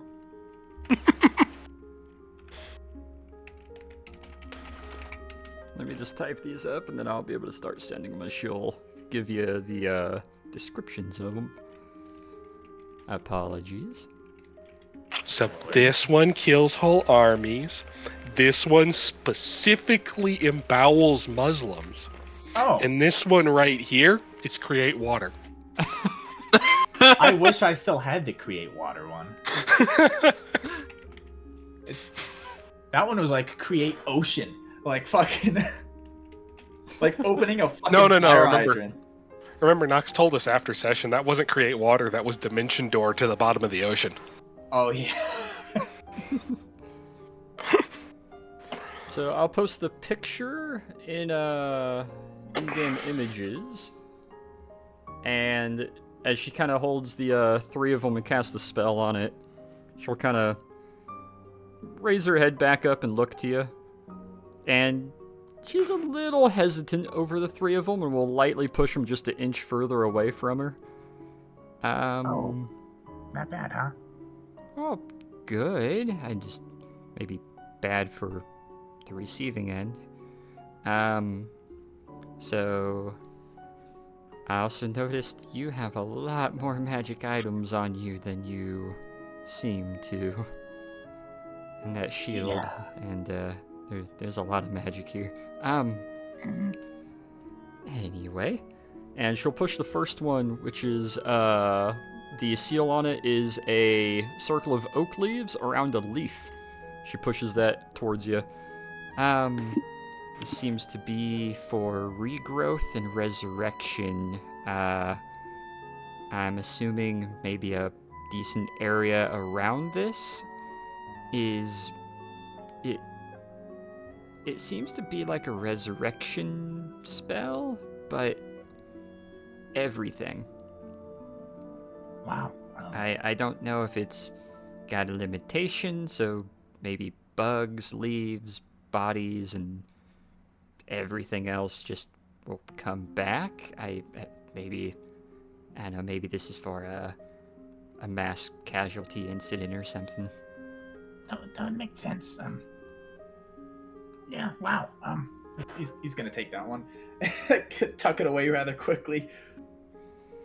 She takes the other one, looks at it again, lets out a bit of a huff and a sigh. It looks like she doesn't want to push it away and sets it in front of you. The horseshoe with the little star in it.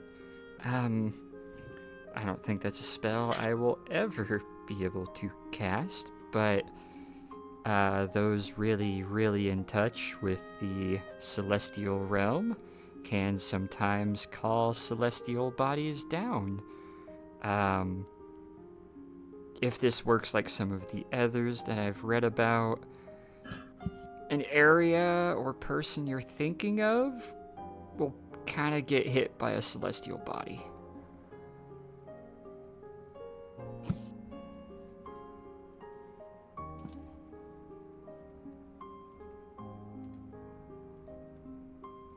Sorry, I too am taking notes. Yeah. Kind of pushes it a little bit closer to you. Good lord. Or just sticking a post-it note on each one of these. And she takes the other one and doesn't even fully grab it with like 3 fingers. She just shoves it with her palm towards him.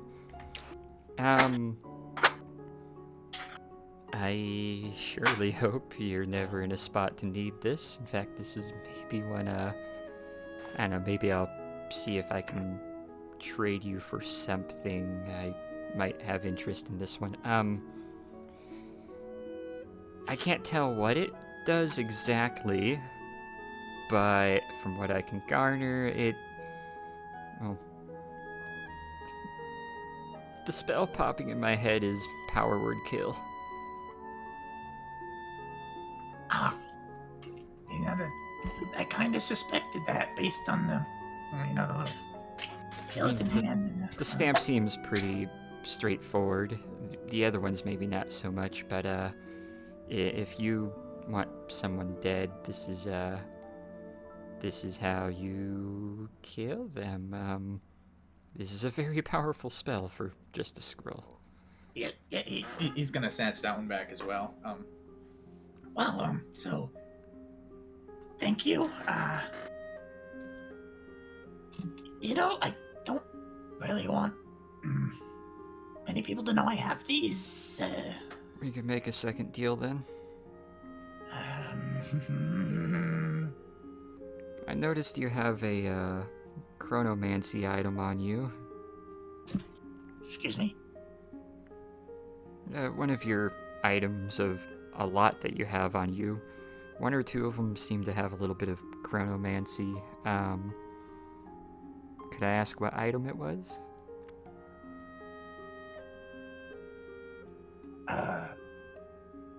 Yeah, it's this. He's gonna draw out the spyglass, and he's gonna hold it out, but not let go of it. Her eyes get kind of big and goblin-y, and she kind of looks at it. Ooh. I don't want to sound extorting, but I don't work for free, even though I kind of do. Later this evening or tomorrow, maybe, I can come by your room and take a peek through that, maybe? Oh, I thought you were gonna ask for it. Oh, yeah, no, that's fine. No, I'm not. No. I'm not asking for your item. I just. Maybe you could look at me through it, or whatever the other item is you got on you. Just something like that. I have a few questions I want to find out, and if that is what I think it is, that might be really helpful. Here's the interesting thing. I was only under the impression that I had one object that could affect time on my person, so It's in your breast pocket. Torn, what's in Torn's breast pocket? Your soul box. He's like, oh gosh. Oh, that makes a lot more sense all of a sudden. Oh yeah, no, now that you mention it, yeah, that will What is that, a jewelry box? You got an enchanted ring in there? it plays music. Oh. Why is the magic so powerful if it just plays music? It's complicated. We can talk about it later. Yeah, I promise we this will. isn't. I shouldn't be questioning you. Yeah, find me around somewhere, sometime today or tomorrow, and I wouldn't mind poking a little bit, getting some information. Also, about your friends mentioning Craven, Oh yeah, damn. I kept a little bit of an eye on him. He's really perceptive. I couldn't get anywhere even remotely close to him without him already looking at me. So if he's on edge, he seems to be on edge over everybody. Understood. Yeah, thank you. No, thank you too. Don't kill any prime ministers with any of that. Also, tell your friends, and for you too, thank you for speaking up when the Soviets were kind of harassing me. I appreciate it. No, that's fine. I was just in a bad mood. Well, it helped my mood, so thank you. Of course. I'm gonna get back to my table, but before that, I'm going to briefly satiate the look that pink kobold is giving me over her shoulder because Did you two fuck? I'm sorry. Did you two share a bed? Yeah. Thought so. All right. Good luck with that. Yeah, I'm gonna just. Kind of continues sitting there, lets her legs kind of swing idly a few times, and then scoots out of the chair. Will walk back over and sit in front of Percy and go back to almost right where she left off. And then Sister Superior has the audacity to say, no, you can't sweep the hallway because you're not big enough to carry the broom. So I snapped the broom in half, and she got really angry with that and beat me with the top half of it. But I still swept the hallway. But the point is, just because I'm short doesn't mean I can't do that. And he just goes back to nodding and sipping his tea. Alright, Torn's just gonna brush by Pink. He's gonna stop briefly and be like, I'm not ignoring you. I'm just trying to discern the purpose of magical items. and he's gonna like pat her and keep going. Her tail erects a little bit, and she just kind of gives a little nod, goes to take another sip of her tea, looks down, kind of deflates a little bit, realizing she's been sipping empty tea this whole time. And will start pouring herself another cup. Okay, sorry about the wait. Okay. I know what they You do find now. anything out? Yes. This one calls down a celestial being. This one kills someone, and this one resurrects a whole bunch of people at once. Okay then. Yeah, that's what I said. And neither of them are useful for what I wanted to do. So, I mean, knowledge gained, but not useful. What you wanted to do? I thought you just wanted to figure them out. Oh,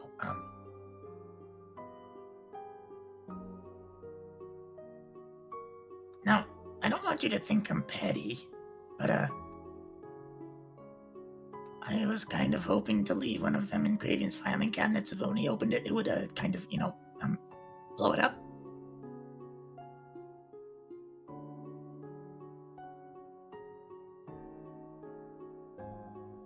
Look, I don't like the guy either, but I think assassinating him might be a bit too far. Yeah, that's entirely too far. I mean, granted, he did try to do that to us, but Yeah, I needed something kind of like half killy, not, all the way killy, so, now I'm at a loss.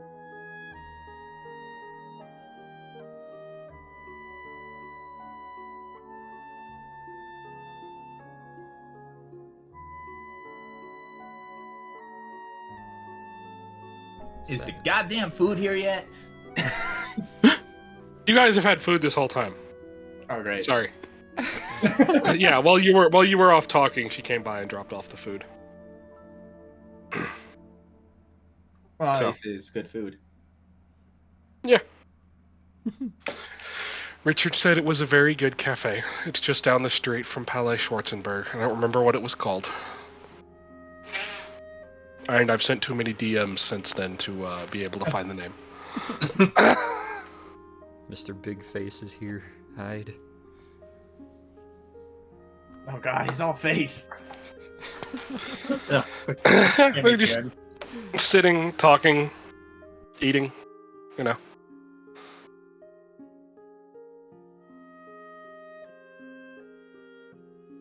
Well, should we get back? yes, I suppose so. Where would y'all like to go?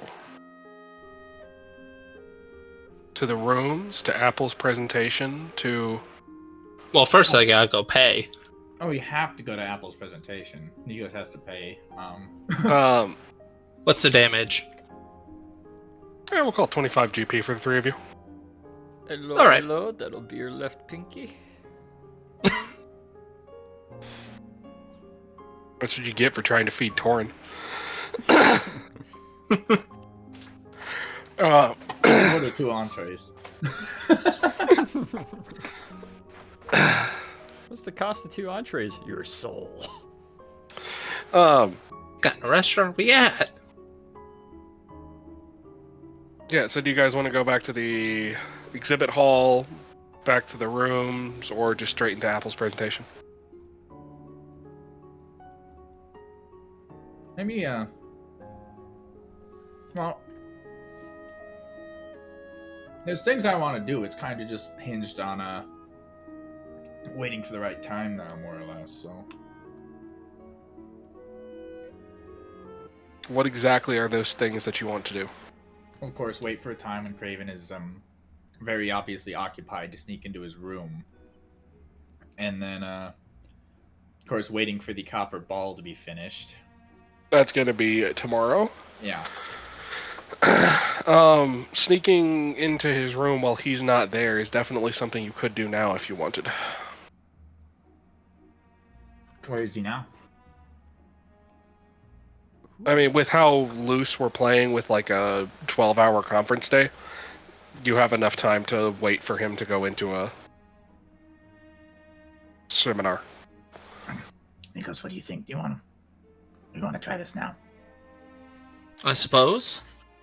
You got that dimension door warmed up? Yeah. Right. How are we gonna get word to you if he leaves or starts to move? With you being in the room. That's a great question. How are you going to get word to me? I thought you might have an idea. I mean, Can your conscience give a suggestion? Whose conscience? The party's conscience. If Dimension Door opens a second time, it means you need to jump through it. It doesn't stay open permanently. It's a you step through and it closes behind you spell. Yeah, but you can't hold it open by not stepping through it. You gotta step through it, though. Well, that's the thing. If Torn steps through it, he's in there, and then if someone's coming, pop it again, and poof. That would be probably something Hachu would pitch in with. Maybe. I mean, I have the spell slots to cast it multiple times, so that's not an issue. Okay. Shouldn't be anyways. Also, you did kind of break through the front door, so like. It's like open. Yeah, this the world's heaviest full body pillow just flumping against the door. Yeah, but Dorn doesn't even want to risk being seen going in. True. I could get drunk again if you want me to. No, that's okay. No, that's not necessary. I'd like you sober for this. Right, here's the plan. Gonna go to I guess Nikos' room, and Hachu, you're gonna dimension door me in there, and then Nikos, you'll keep watching the hallway, and at the first sign of trouble, you can let Hachu know. He can open the door again, and I can hopefully get out in time. All right.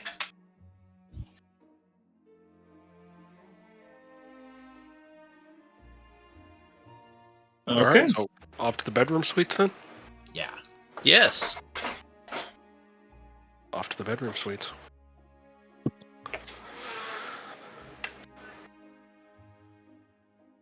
Okay.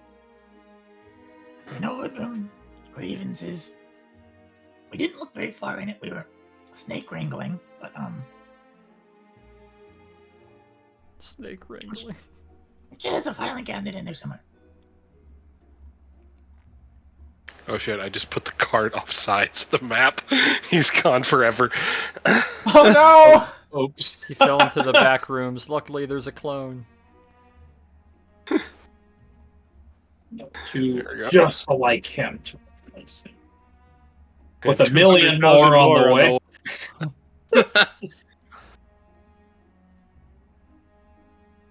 Well, the longer we wait, the more time I might not have. So, open it. In the They're bedroom. just standing outside their room. In the bedroom, all please. times. Yeah.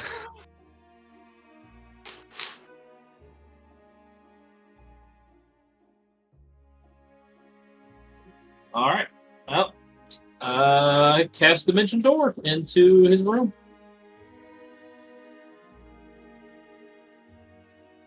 Does it work? Alright, you can just see through dimension doors right now. Oh, we're getting a message. Yeah, you can see through. The fog.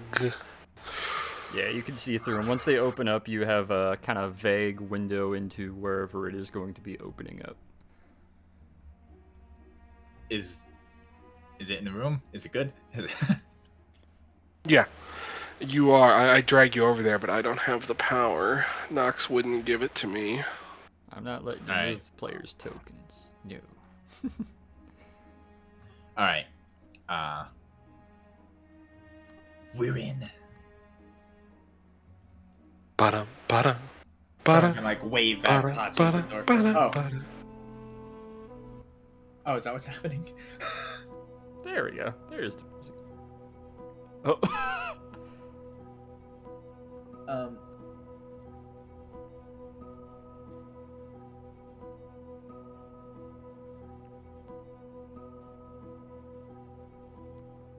What do we need to grab exactly? Hachu, Yes. you were supposed to stay back there. I could just open up another door and go back. No, stay here. You're already here. Just look. We're looking for a filing cabinet. Nico's thinking he can warn him.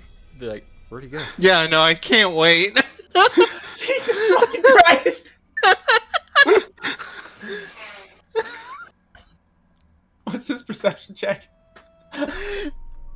Look around. Holy shit. Do we find a filing cabinet in like the 20 by 20 foot room? Yeah. Yeah, with those, you guys find basically everything. Going through the desk, you find that he's been reading some military correspondence and making some notes. He seems to be having a metaphorical aneurysm over everything related to the Colossus just reappearing. Nox, do you have any actual information to send them, or just what you DM'd me? Just what you DM'd, whatever you want to garner kind of off the hip from that. Looking through, taking a look around, you see he does the Hachu thing of having many copies of the same outfit all hung up in the closet. Just on a whim, you kind of go through them, reach into one of the pockets, and you pull out a receipt from that cafe you went to earlier.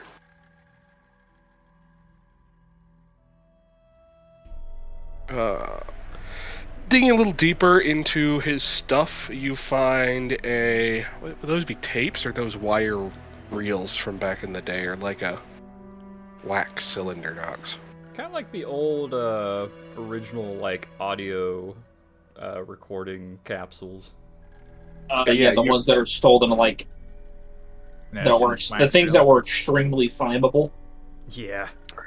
Yeah, you guys find one of those small wax cylinders. And you find his notes for the lecture he gave, including a more detailed examination, or more detailed description and such on all of the realms that are commonly known and that he showed in his presentation. Torin takes pictures of those. And he's this is a terrible idea. He's gonna take the wax cylinder. Alright. Nikos, roll me perception. Got it. That guard's been drinking on duty. Well, Your double is in the hallway.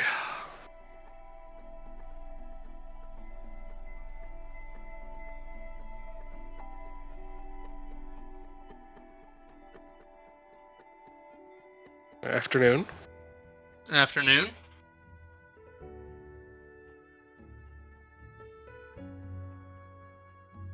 Or this is just a desk, though. Yes, I mean, I don't know where the filing cabinet is supposed to be modeled in there because I don't see a literal filing cabinet, just It- files Pick a Pick a everywhere. spot. Be probably hidden underneath one of the desks or something. Roll perception in this half of the room, I guess. Yeah, but yeah, you guys with those stats, you guys would have found the filing cabinet, and I was just kind of assuming he had everything spread out all There's over. another over 20 if you want that one. Yeah, anything that would have been found has been found, so. I did not think you guys were gonna roll that high right away. Oh my god. Neither did I. Oh. I have a +8 to it. So. You know what? I'll give you something else. Yeah, you do find some papers from him regarding some notes he seems to have scrawled regarding the Mace of Doghead and the utility he sees in it for Italy's future campaigns against the British Empire.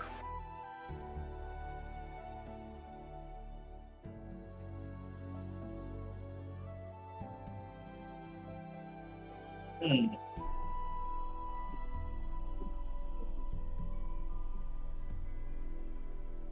All right, pictures taken of that as well.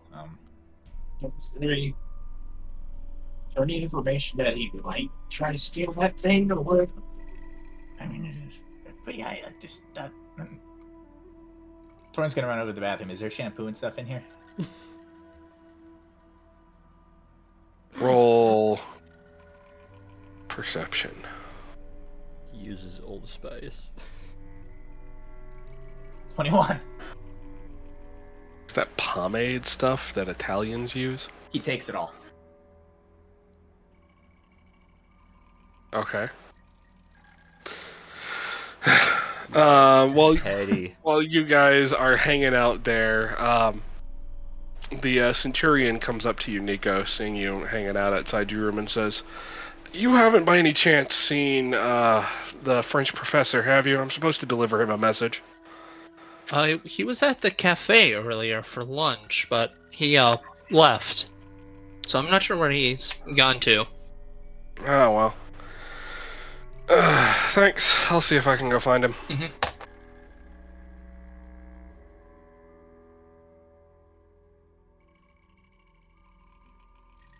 Roll me perception, you two.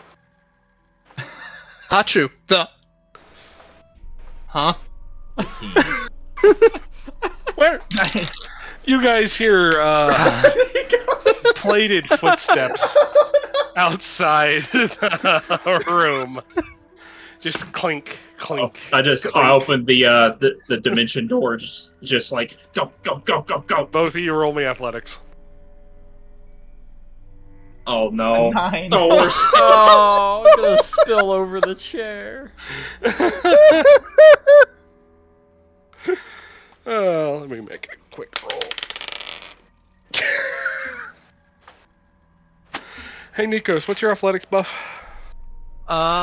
It is Maybe a like plus 9. 25. It's a 9. Let me roll a perception check. What's your perception, Nikos? 6. Torin, roll me stealth. Oh, God. Going from bad to worse. Oh yeah. 22 on Ooh. stealth. Yo. Okay. Yeah. Sneaky. Yeah, hearing the door open, you're able to slink all the way around the corner into the section with Hachu.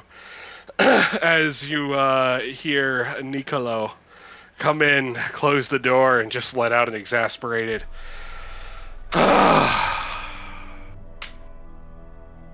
How can someone so fat be so quick?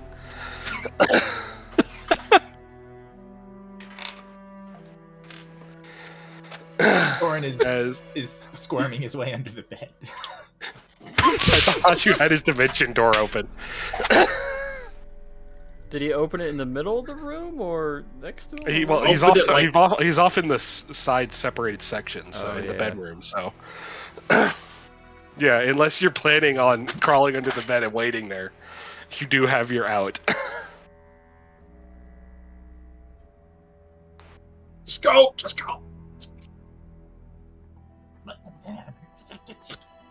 Torrin is trying to get out from under the bed. Yeah, he's gonna go for the door.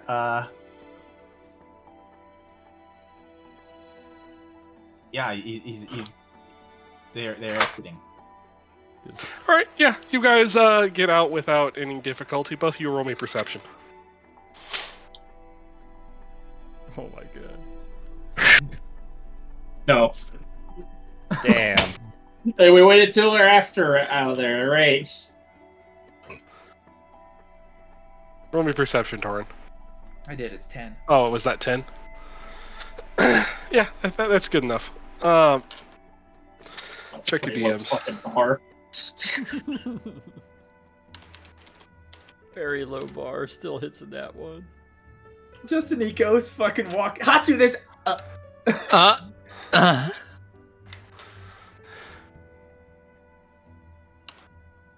I thought the plan was for you to stay here, so I could send word. Did you get the files at least? I get pictures of him. Okay. Okay, we're good. He thinks the maids took his pomade. Then Torin's gonna pull a bottle of The what? pomade out of his jacket and hold it up. Don't worry about it. Next time we see him, his hair is gonna be all fucked up. He's a kobold, he doesn't have hair. No, not, you're right. He doesn't have hair, but you know who does have hair? Oh, you bitch. Fucking asshole. How's he gonna get that tall shine? He's gonna have a fucking bowl cut next time. The volume.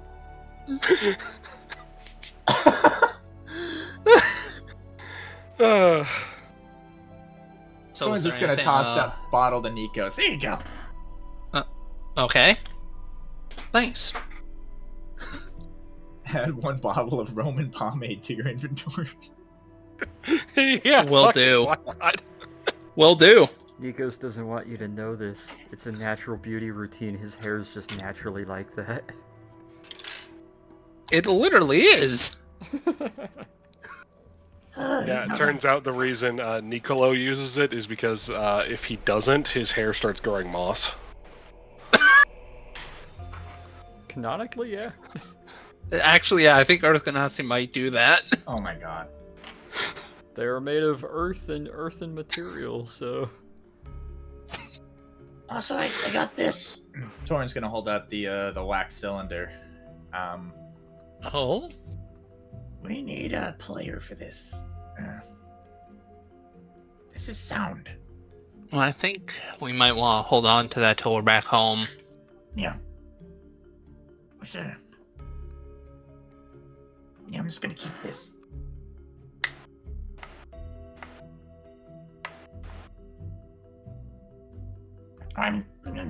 Realistically, Actually, I'm the one most likely to Swinton get hasn't gone home yet, right? He's still here. As of now, yeah. Oh, we need to find something right now. We can toss that off to him. I'll give him the undeveloped film as well. Yeah, let's go find Swinton. All right. Three of you roll me perception checks as we transition back to the overworld map. 19. Overworld. Flashbang. Now one again. Come on, Yeah. you're supposed to roll 19 with us. I loved it. I would love 19, that. 19, 1. Man, something about that food you had earlier, Hachu, it's like that apple strudel, like there's still crumbles all around your mouth and you just can't get rid of them. You can still taste it, man, and it's fucking up your sense of smell. Everywhere you go, all you taste in the air is apple strudel. It doesn't sound like that bad of a deal. Yeah, it's not that like there's worse things to be tasting in the air, but like it's impairing your ability to sense objects around you as you bump into things. Yeah, it's called Shreveport Air. Ugh.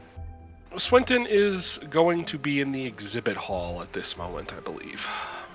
That would track. Swinton and two of the Germans. Not the big ones, but the little Germans. Okay. The And little the mouse guy. Germans.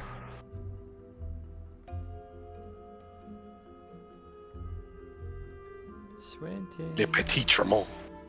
Swinton, where are you? And There he is. put the three of the party should go back down toward the entrance there. And I suppose put Swinton on whatever one he would find most interesting. Alright. Oh god, where did Hachu go? Already did I not? What? Where did I go? I moved myself down here. There he is. I got him. Disappeared. Who's fucking with me? That's what you think Swinton would find most interesting? Or so he's giggling at it. He's standing there just giggling it down. Just kind of got his hand to his chin, the other hand under his elbow, just...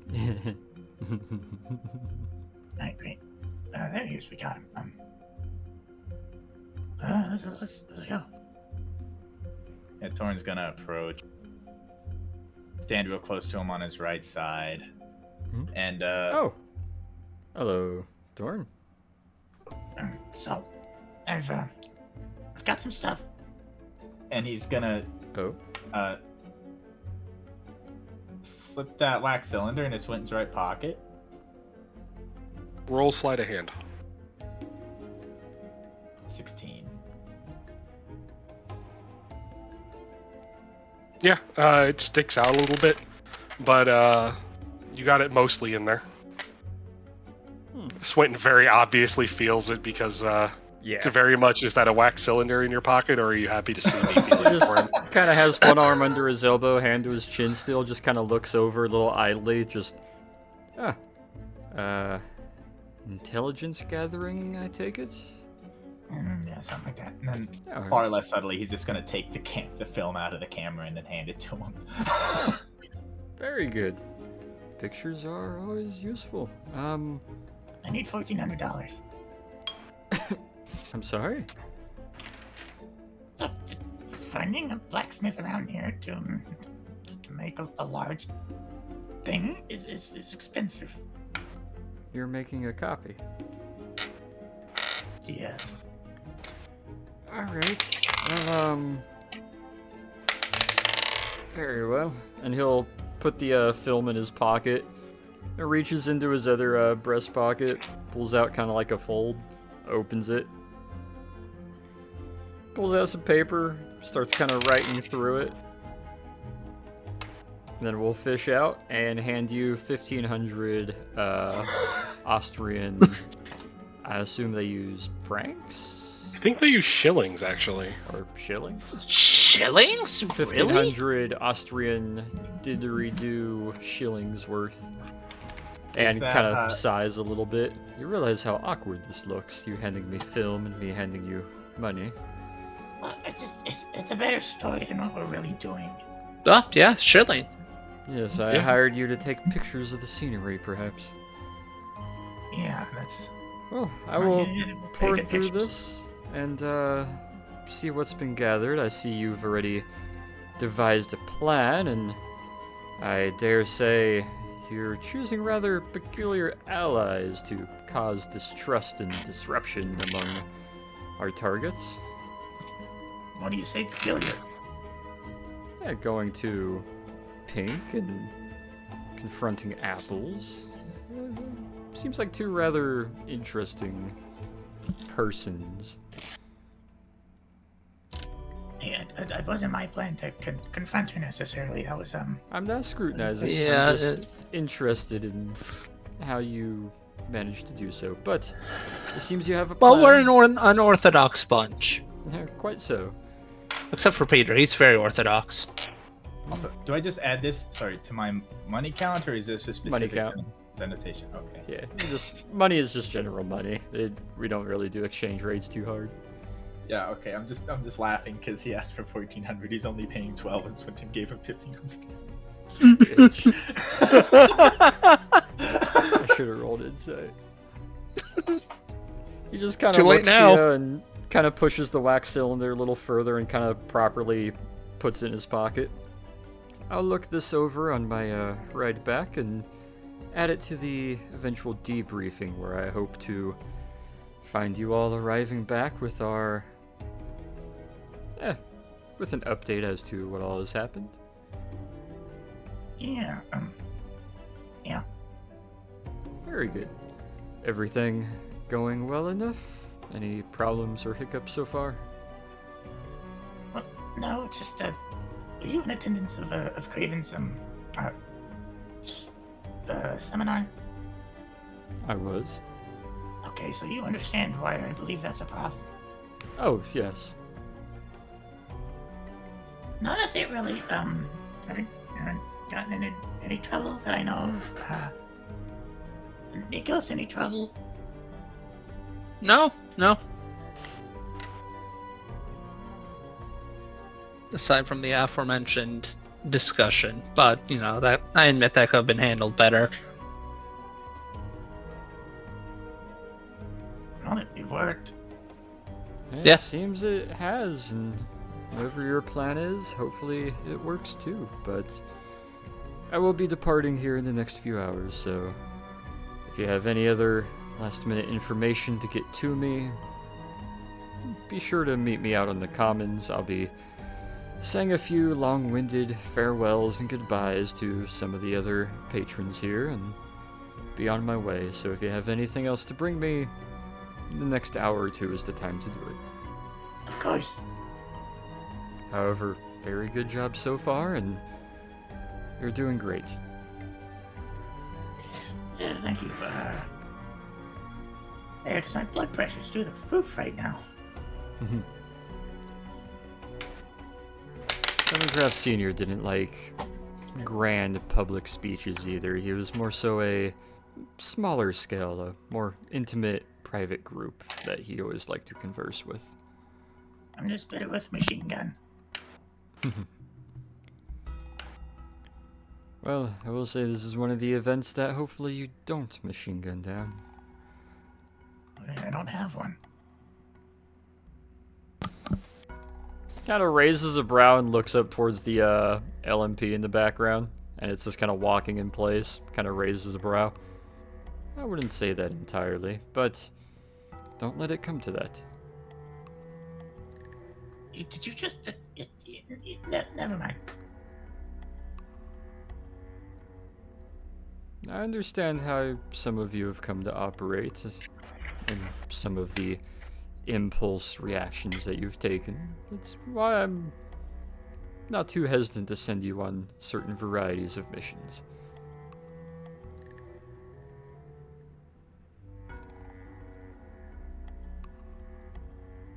Right. Regardless, I am going to be having some words with them in the commons, and if there's any last minute stuff, bring it to me, and I will be meeting you all back in London. Good travels and good luck with your mother. Likewise. And he kind of looks over towards the entrance and then back down towards you. Is that be careful just how close you get to Pink.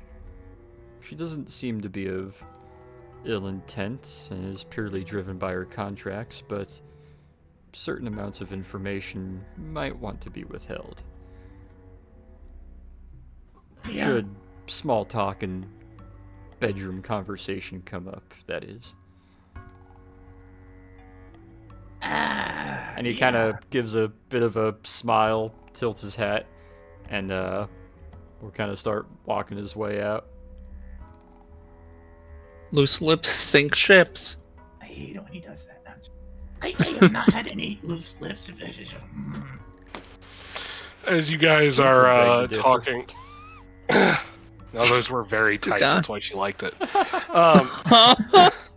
As you guys are talking, the German who was kind of standing next to you comes up and kind of leans down to whisper in your ear holes, Torn, and says, "You know, there are better places to get such things than a British officer around here. There's a nice little den on the outskirts of town I can show you." Who is there? Before walking away. Wait, what sort of things? Wait, what sort of things are they talking about?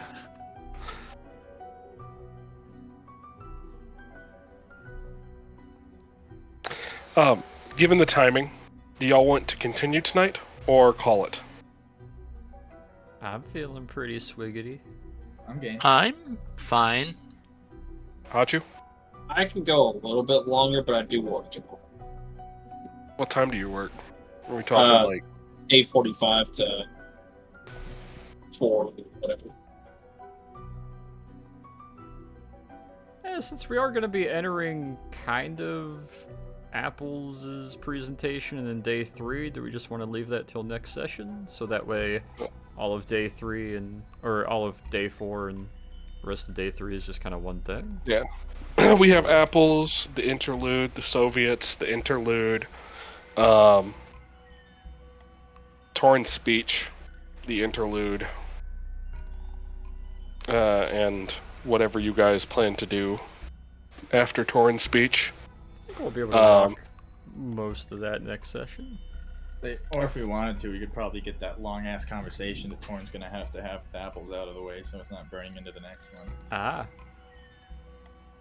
That is true. Because that's Yeah. Is this what point in the day are we at about? It's probably about 2-ish in the afternoon, and the Soviets are going to give their presentation at about like 6, and Apple's presentation is coming up here soon. Hers isn't Soon, too GM. awful long, so I wanted to do that and then the conversation after. That could That work. way, Hachu doesn't need to stay up and get some sleep, and then we can kind of get that out of the way, and then Start with the bright and bushy-tailed Soviets next time. yeah, Yeah. That works. I'd be down. So with that. excited about spellcasting. Do you by any chance? Now you know what? Let's use the outdoor Okay, presentation area, because we haven't used it yet. yeah, Oh, you have multiple presentation areas. Da. Oh. You might have to organize all the tokens though, DM. yep. Lord have mercy!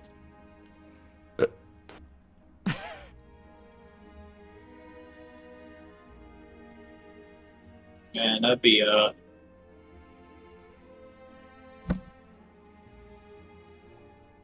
hell of a wormhole kill right there.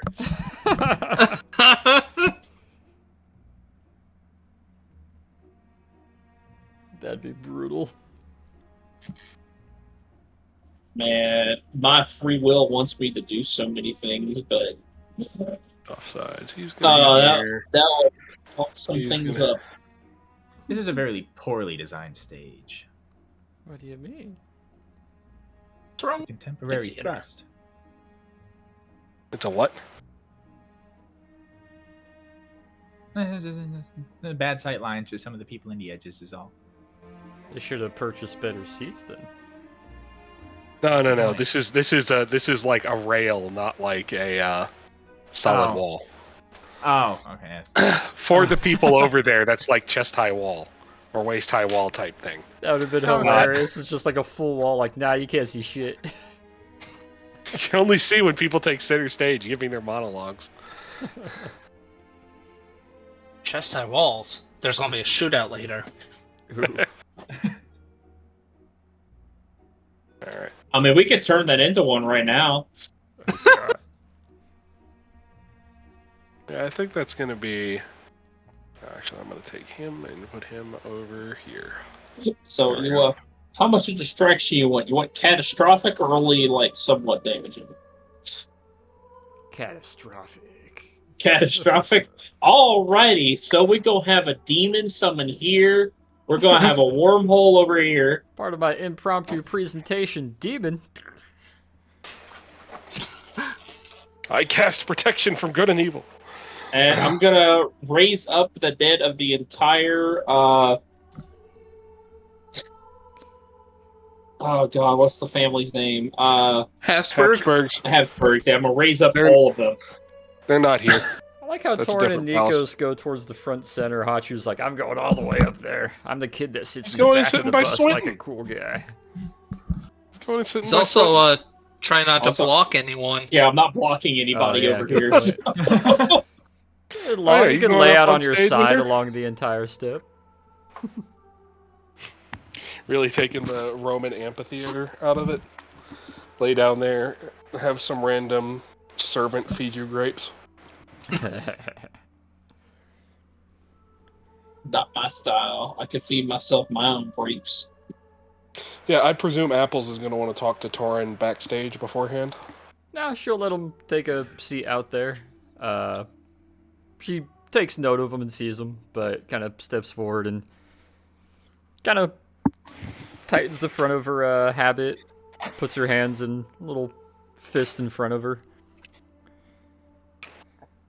Hello, everybody. I'm Sister Apples of the Order of Sarenrae of the Church of England, giving magical healing demonstrations and clearing of disease and illness as part of the Church of England's promise to reach out and expand their endeavors to help common man.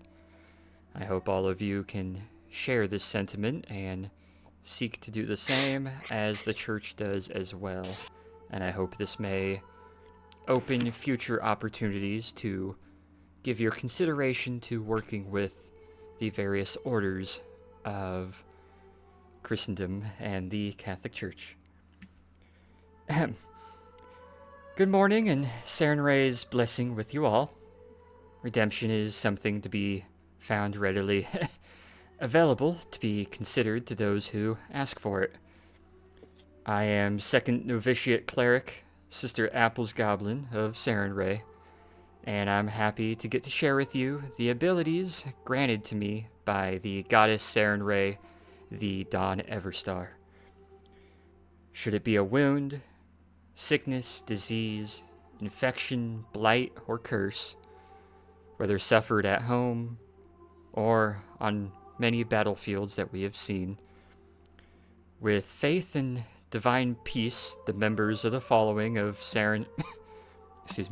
the Order of Sarenrae and the Church of England can bless and heal and restore those ill effects should you find yourself with the fortunate time to have clerics and monks and us of a clerical persuasion alongside you. And she kind of raises a hand out and kind of gives a little motion for Torn to approach over. Nikos, hold my stuff, please. I gotta go. All right. Bleed, I think. I've been All right. graciously allowed the assistance of a fellow speaker of the event, Mr. Levencroft, if you would. And she kind of motions her hand for you to stand next to her. Yeah, of course. You don't have to pussyfoot this. If you really have to, make an example, you can give me a good old, There are many types of wounds and much more debilitating effects that can be suffered, and as we have seen, natural and arcane abilities to heal these are readily available, but none work quite as quick or leave as little to non-existent of a scar as the magic that we clerics and other members of the cloth have. And she holds a hand up and puts it to your puts it to the middle of your stomach, and will cast Guiding Bolt. What does that do again? 2d12 What, 2D? damage. Radiant damage. Roll it. I think that's a guaranteed hit. That's 15 damage as you get speared by a hardened bolt of light. Torin get knocked back 5 feet. Fucking stumbles and falls down the fucking stairs. Well, I would have paid for this Oh, performance. I was thinking get knocked back this way, because I Oh. presume she stood you up, having you face off into the crowd. Yeah, Oh yeah, it more works. than likely. So you're going That back checks. here. He just There holds you up go. a hand. He's like, yeah. That hurt. That hurt. Yeah. Various types of damage through arcane, natural means, or be it material items. He's up to a knee now. Health can be returned and awarded to those who are able to channel their faith and religion, and through various practices to different deities, these effects can be made far greater than any natural effect can. And she puts her hands together into a little kind of prayer sort of hand clasp and lowers her head, and will cast heal wounds. Anybody near the front steps, including Torin, will regain 23 health. Get that. Kind of lowers her hands. That's what, 30 feet? Roughly, yeah. All the Russians are in range. You see, it is through my faith that magic we pursue academically can be easier harnessed. Because of that, I humbly implore you to consider and to consult and speak with your local chapters and orders, your various churches and your respective... Listen, you don't need to go to the Anglicans, the Catholics, the Christians, any of the Orthodox orders. Don't let them try to convince you. Many of them are pretty similar. Anyways, don't leave yet. Including the gods and goddesses of the Ether Sea's followers can help you find this presence and eventually harness its power. Open yourselves to lend your arcane minds to those of faith-based magic, so that the gap between the two can become one greater pursuit that will only benefit all involved. But as a nun, I must ask that you do not call on the goddess and other gods out of selfish gain, but out of your desire to affect and help others. If there is any other demonstrations or questions that you wish to see, I am readily available to demonstrate with my volunteered partner here the various effects and causes that faith-based healing can muster. You didn't mention that part to me. Kind of gives the tiniest, like, half shrug and looks back out forward with her hands in front of her to the crowd.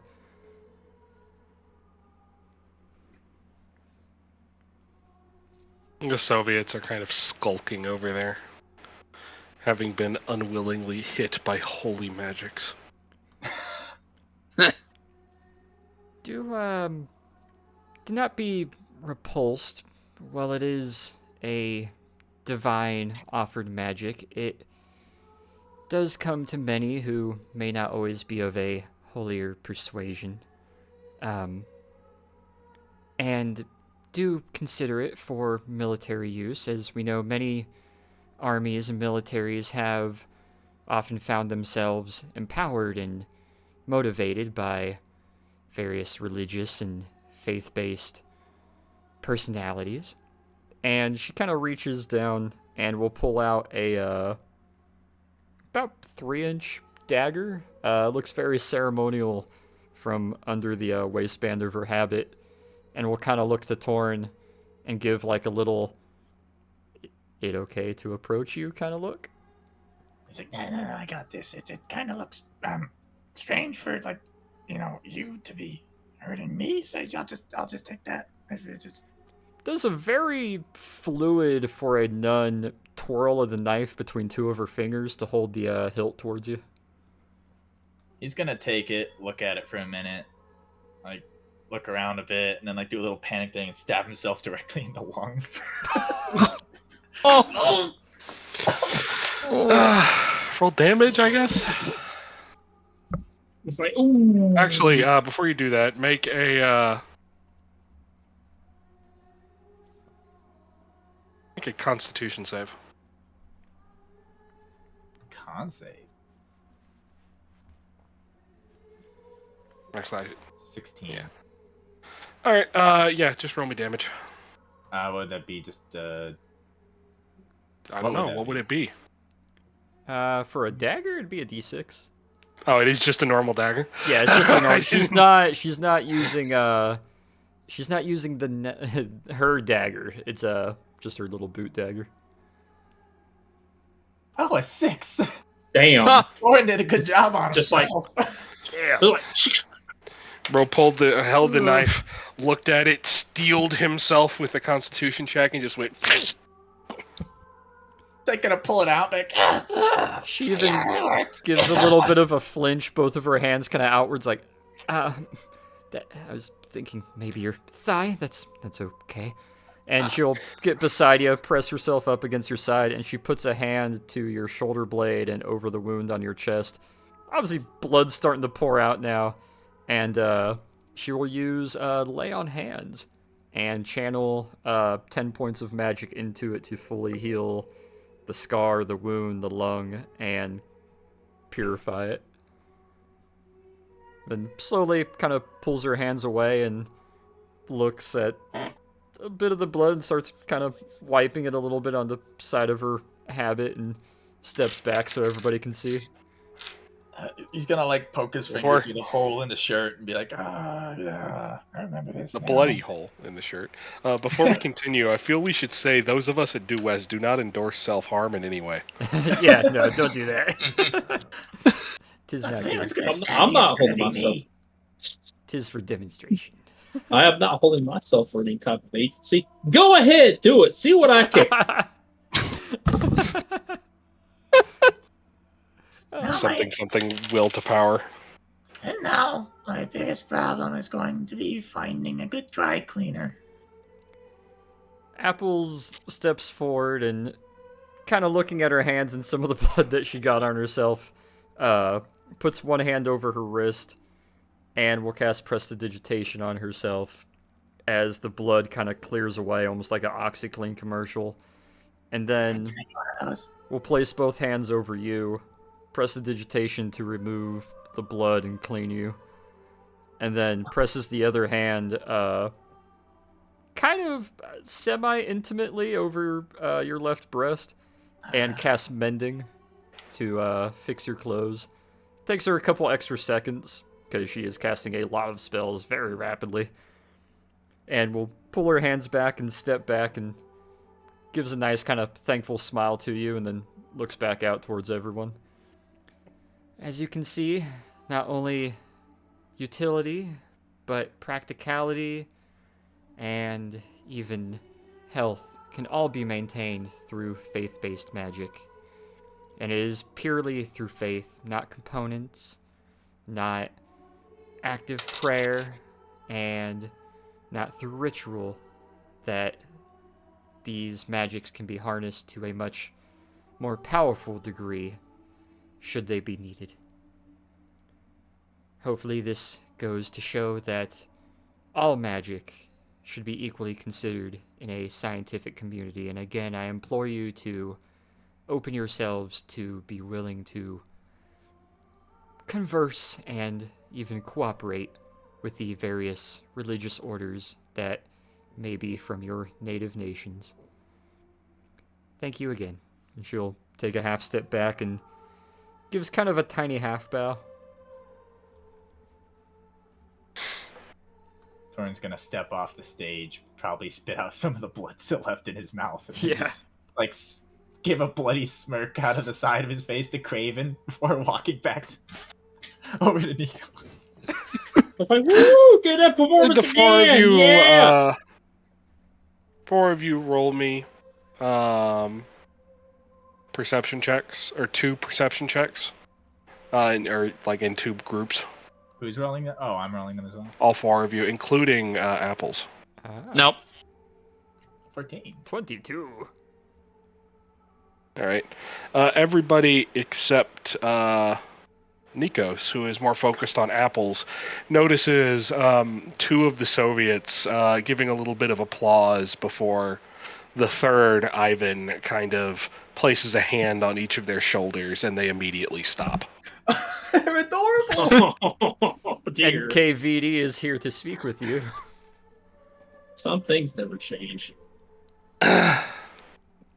And all of you, I'd like one more set to see if you all notice Craven's reaction to Torin's bloody smile. Oof. 21. Damn. I'd say Nikos and Torin do. That tracks. How does Craven react to Torin's bloody smile?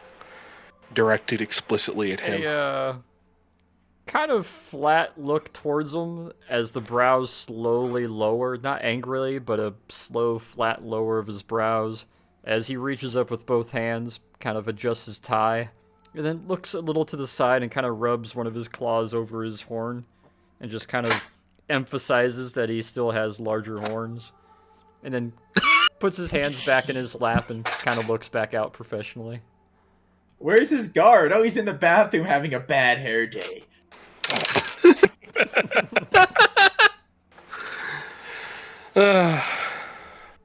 Apples will walk around, step off the stage, and gives a little bit of a slower walk past the Soviets to just kind of look to them and gives the smallest little hands together, like half bow hand prayer motion towards them, and then continues walking and goes to sit down next to the mouseling. And I think she healed another scar on accident. You doing all right, Torin? As she's walking past, she sees the NKVD officer's grip tighten on the other two, so they don't react in the slightest.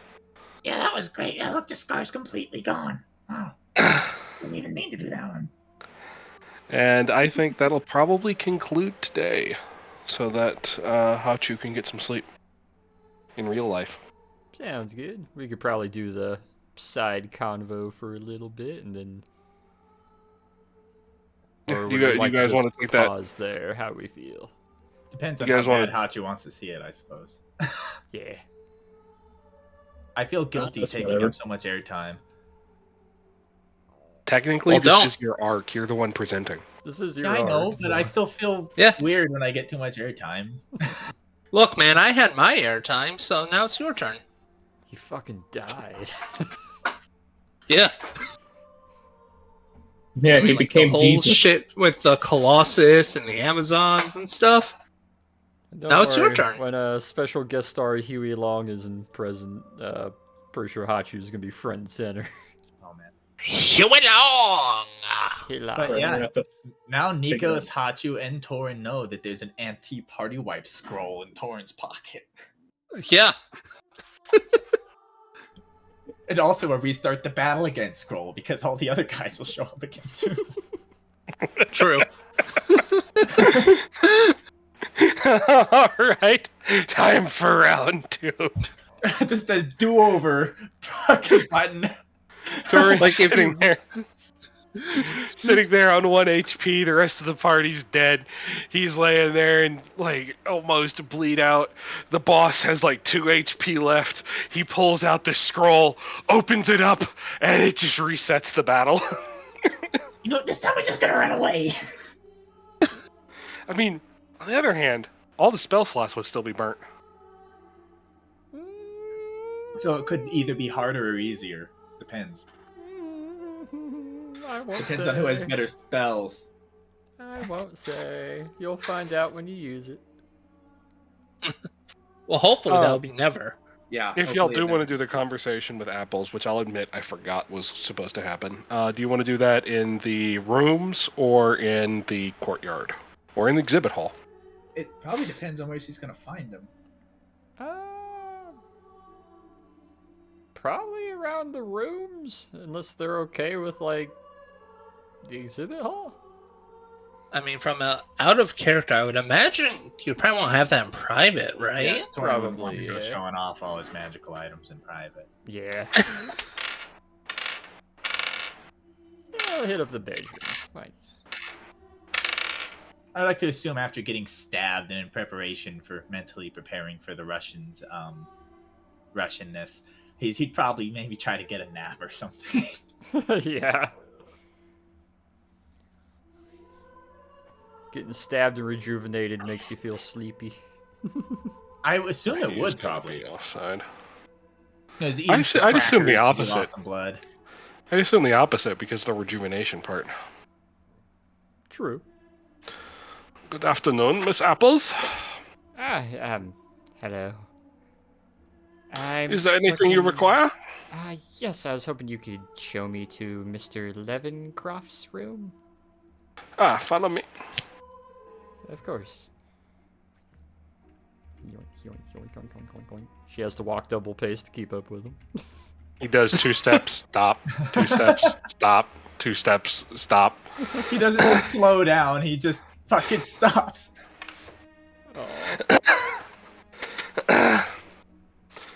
He goes up to the door, knocks on it.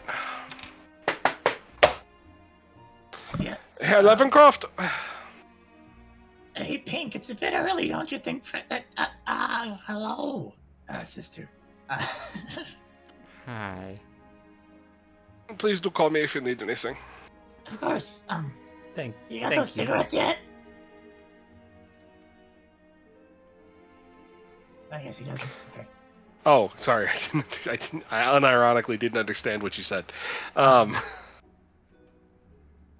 Would you like some cigarettes, sir? I can have them sent for. Yeah, third time's a charm. Yeah. Is there any particular brand you would like? Do you have Lucky Strikes here? Yes, we can get some. Wait, you actually have Lucky Strikes here? Of course. Anything can be imported to Vienna. Oh, then yes, very much, please and thank you. He's We'll great. go off. I like him. Good choice on the Lucky Strikes. Alright, come in. I assume you're here for the to look at the things. Yeah. Yes, if you're available. Not busy or nothing. Of course.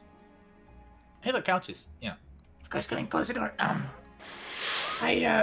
Sorry if that stabbing seemed like a lot. I just figured if you wanted to show off healing, it I needed to, thought it was look maybe young. going to be a little more of a sort of slice than a stab. I had to put a little more healing into you, but that's okay. I'm not exactly using my magic any other way here, so... I mean, it looked Went cool. through all that effort to get the knife past security, too. That too, yeah. And thanks for the shirt. Fixing the shirt. I go through a lot of shirts. I suppose. Wait, so the spyglass, you wanted to look at that? I was curious how and why it had chronomancy, and I was wondering just how it maybe worked. He's gonna like pull it out, snap it open, and then hand it to her, like spyglass end first. Well, I believe I bought it at a trinket shop in Greece. Actually, I was, funnily enough, just looking for a regular spyglass, and as far as I can tell, I haven't. If there's a way to use accurately, I have not figured it out. It either looks backwards in time, or dare I say, perhaps forwards in time, depending entirely on I don't know. So you don't really get to choose what you see when you look through it? If there is a way to do so, I have not figured it out. Huh. She'll kind of look at it and kind of holds the higher part of it, and the lower part kind of looks through it backwards for a second. Hmm.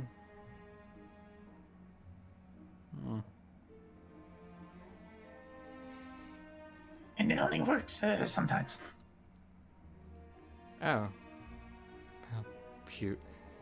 Were you specifically thinking of where you wanted to see, or the time period when you looked through it?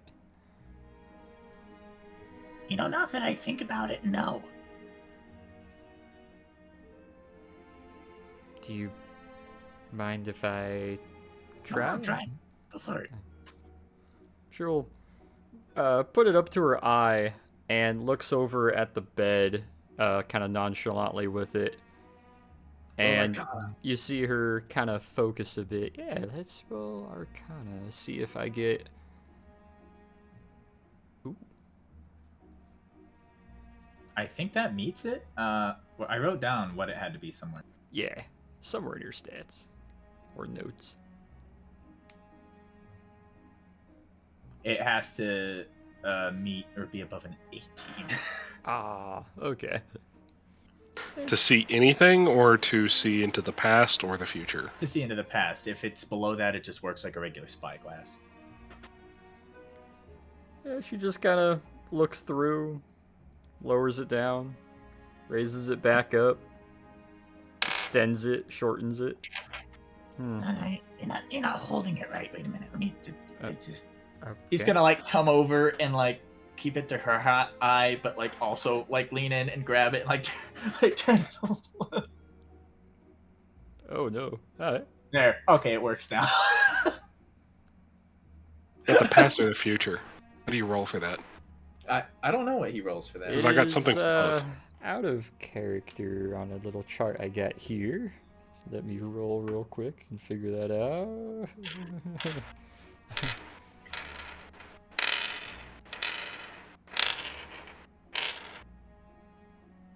Hmm. Yeah, you've now seen a nun, seem both interested and horribly embarrassed at the same time, but she's not looking away. Hey, wait. Why are you pointing it at the bed? Backs up from it and just kind of like leans away so you could look through. This doesn't seem very. Wait, I'll look. This is about the middle of the previous night that you're viewing.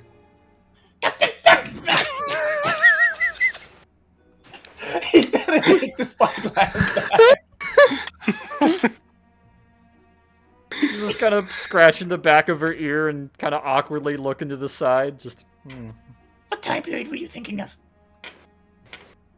I just thought maybe you'd be laying in bed and that'd be a good way to test it. I didn't know you were, I didn't know you were doing that. I was curious. Yeah, I was how doing that. Well, I could definitely tell. Okay, so it does work based upon what time you're trying to focus on. It's very useful to know, actually. That's He's gonna like peek through the spyglass again and be like, that's an angle I've never seen before. Anyways, I was kind of hoping it maybe worked where you could see more of a image of someone's past, and it maybe wasn't so much the literal past of that spot you were looking at. oh no, it's just a specific viewpoint in time. Okay, I thought it was maybe more of a vision than a reenactment. Well, if you're into confusing musical metaphors, that's I've got a little bit of something else. he's gonna draw the music box out of his pocket and he's gonna hold that out. This is a soul box. It somehow through time interprets. I suppose you could say somebody's somebody's everything. I suppose. Open it if you want to hear yourself. What do you mean? It plays a song? Yeah, please you. Kind of squints, not really sure what that means.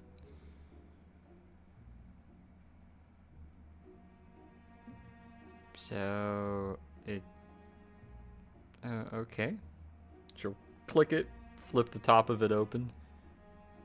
Let me find, where is Doodad? Where did I do the diddly?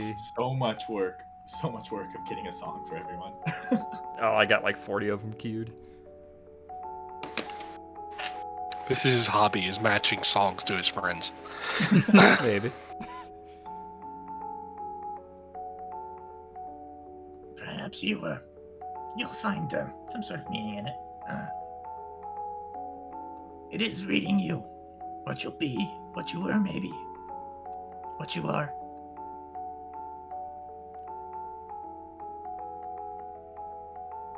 She's very stiff and just staring at it kind of deeply, getting a little red-eyed.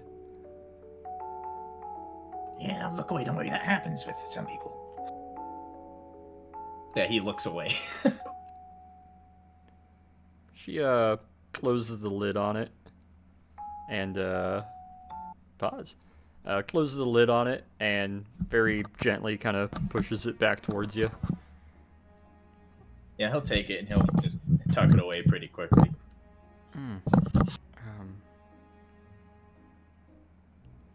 that's interesting. Yeah, it's probably my favorite item. If I had to pick one. You said that song is who you are supposed to be? Not necessarily. I've seen it change for people. It could be who you are. It could be who you'll be. It could be who you were. I'm not entirely sure. It's that one's who I was. Hopefully who I'm not anymore. Well, then I suspect at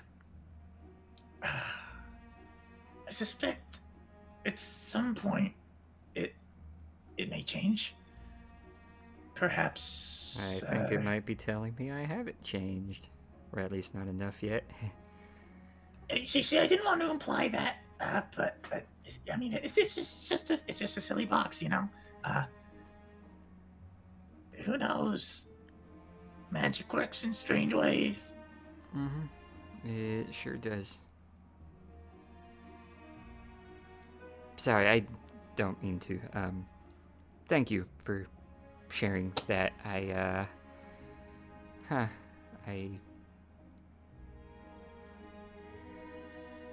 guess I got a few things to think about.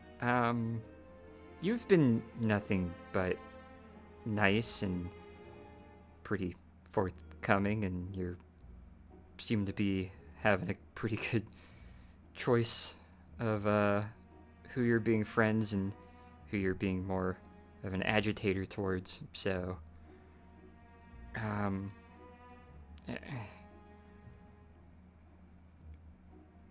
if we should come across each other again, you or your group that you got, if you ever need help in some way, just find one of the abbeys to Saren Ray or any of the head sisters or sister superiors or even just any of the priests of the Anglican or English church, and through the grapevine you might be able to send for me if you should ever need a cleric's help. Of course. I'll keep that in mind. Thank you. You can never have enough friends in this world, I found. I try to agree. If you are ever in the neighborhood, I'm assuming you came from America somewhere, but I tend to romp around Exeter a little bit in the south part of England. So if you're ever looking for me, that'd be the place to find me. I'm near there sometimes. Oh, good. Yeah, maybe later on we'll come across each other, and hopefully in not so much a professional, stuffy light. And yeah, I suppose. So I'm. Yeah, sure, yeah. Very good. So nobody starts getting bad ideas about the goblins slipping into the kobold's room. I'll head out now. I need to go meet up with my partner and attend another seminar with him, likely. Oh yes, of course. Good luck with that. Thank you again for sharing that. I didn't think I'd hear that song again. Maybe next time we meet, we'll see if it's changed. Yes, that is a door. Hi. Herr Levencroft, I have your cigarettes. Oh. Thank you. He's gonna open it and like, Thank you very much. I appreciate it. Hey, do you want one, sister? No, I'm not allowed to smoke on duty. No, no. Oh, you were talking to her. I'm going to roll with it and just say, I didn't know you swung that way, sir. Hey, sister. I'll put Chris above him. Hey, sister. How you doing? Not too bad. oh my god. Well, I mean, it is June, so you know, I'm just saying. well, he's gonna hear the, hey, you want one? Say that, realize the rest of the sentence, and then walk away.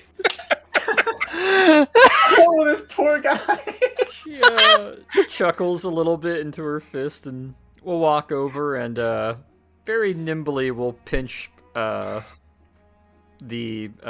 3 of the cigarettes out of the top of the packet, and they kind of disappear under her sleeve as she kind of flicks her hand a little bit. Thorn's gonna kind of give her a little bit of a look, you know, like, I offered one. You're welcome. Your donation is appreciated, and we'll Don't kind of step past and step out into the hall and gives a nice little kind of clerical Order of Sarenrae hand sign, and we'll start very smoothly and uncharacteristically for a goblin walking like none smooth back down the hallway, and we'll eventually make the left and head downstairs to continue attending with Percy and whatever the fuck he's choosing to listen to next.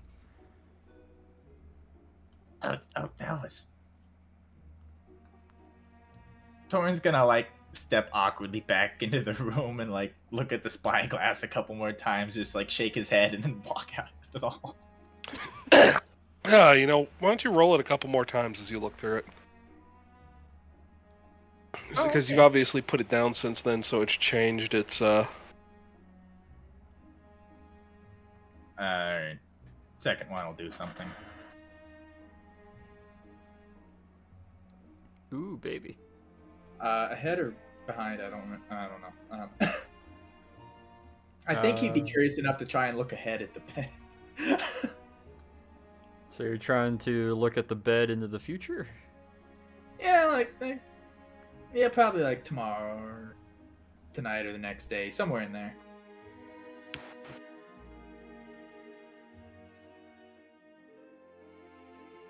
Give me 1 second.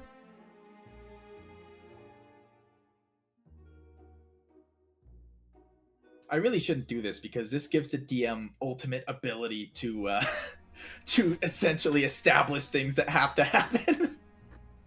Not necessarily. Sometimes it's vague, sometimes it's funny, sometimes it's like, ooh.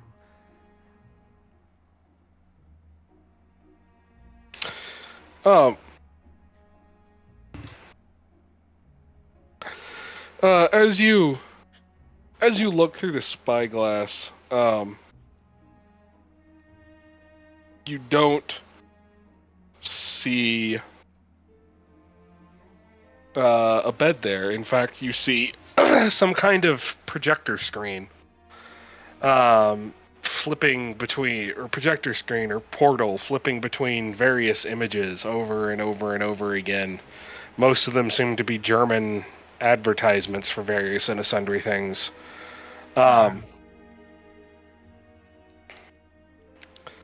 Before it settles on what you presume to be a news channel talking about some blonde, orangish looking guy who keeps being referred to as the president. And all you can really make out is president and Russia over and over and over again. Eventually you just kind of give up because you can't really speak German. Okay. Well, okay, whatever. That's enough of that.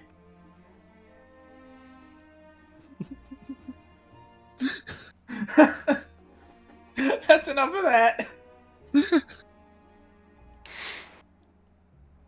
Torn got a glimpse into some German watching the news in his quasi hotel room in 2018.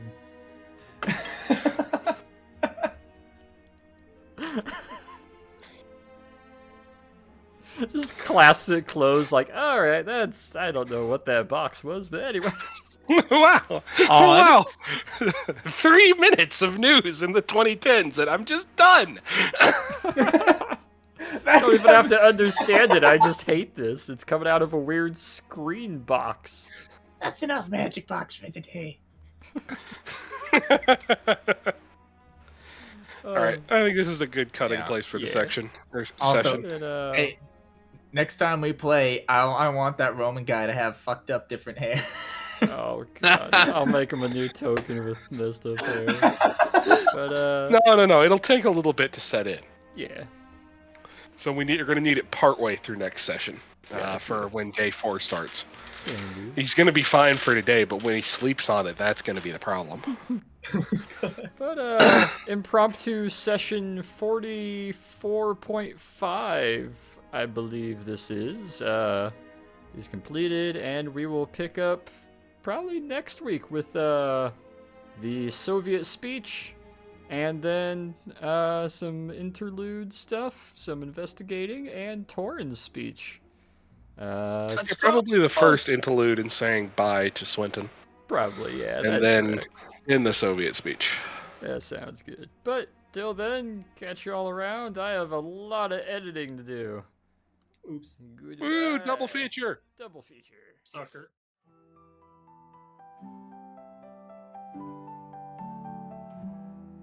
The airplane put down at the airstrip on a cold and gloomy day, and the 6 aboard all knew their homes were very far away. The strife that gripped the forest all around them was their plight.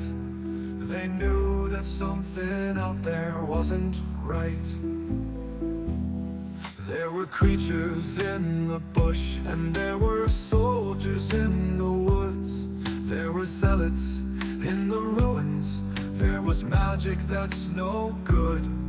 Grenades were used aplenty, guns and swords brought in, and death.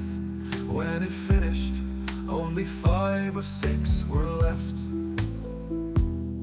On the flight back to their quarters, the new place to be their home, the dangers of their future had been surely set in stone. The content of their briefing brought their purpose into light. These 5 strangers had been brought into the fight. There are stories of the Kobold, of Wilhelm Schwartz and Father Peter too. There are tales of the Hoplite, of Leroy Copeland and Hatshu. And while the details of their past and trials were never meant to spawn, the deeds of wondrous company will live on. Yes, the deeds of wondrous company will live on.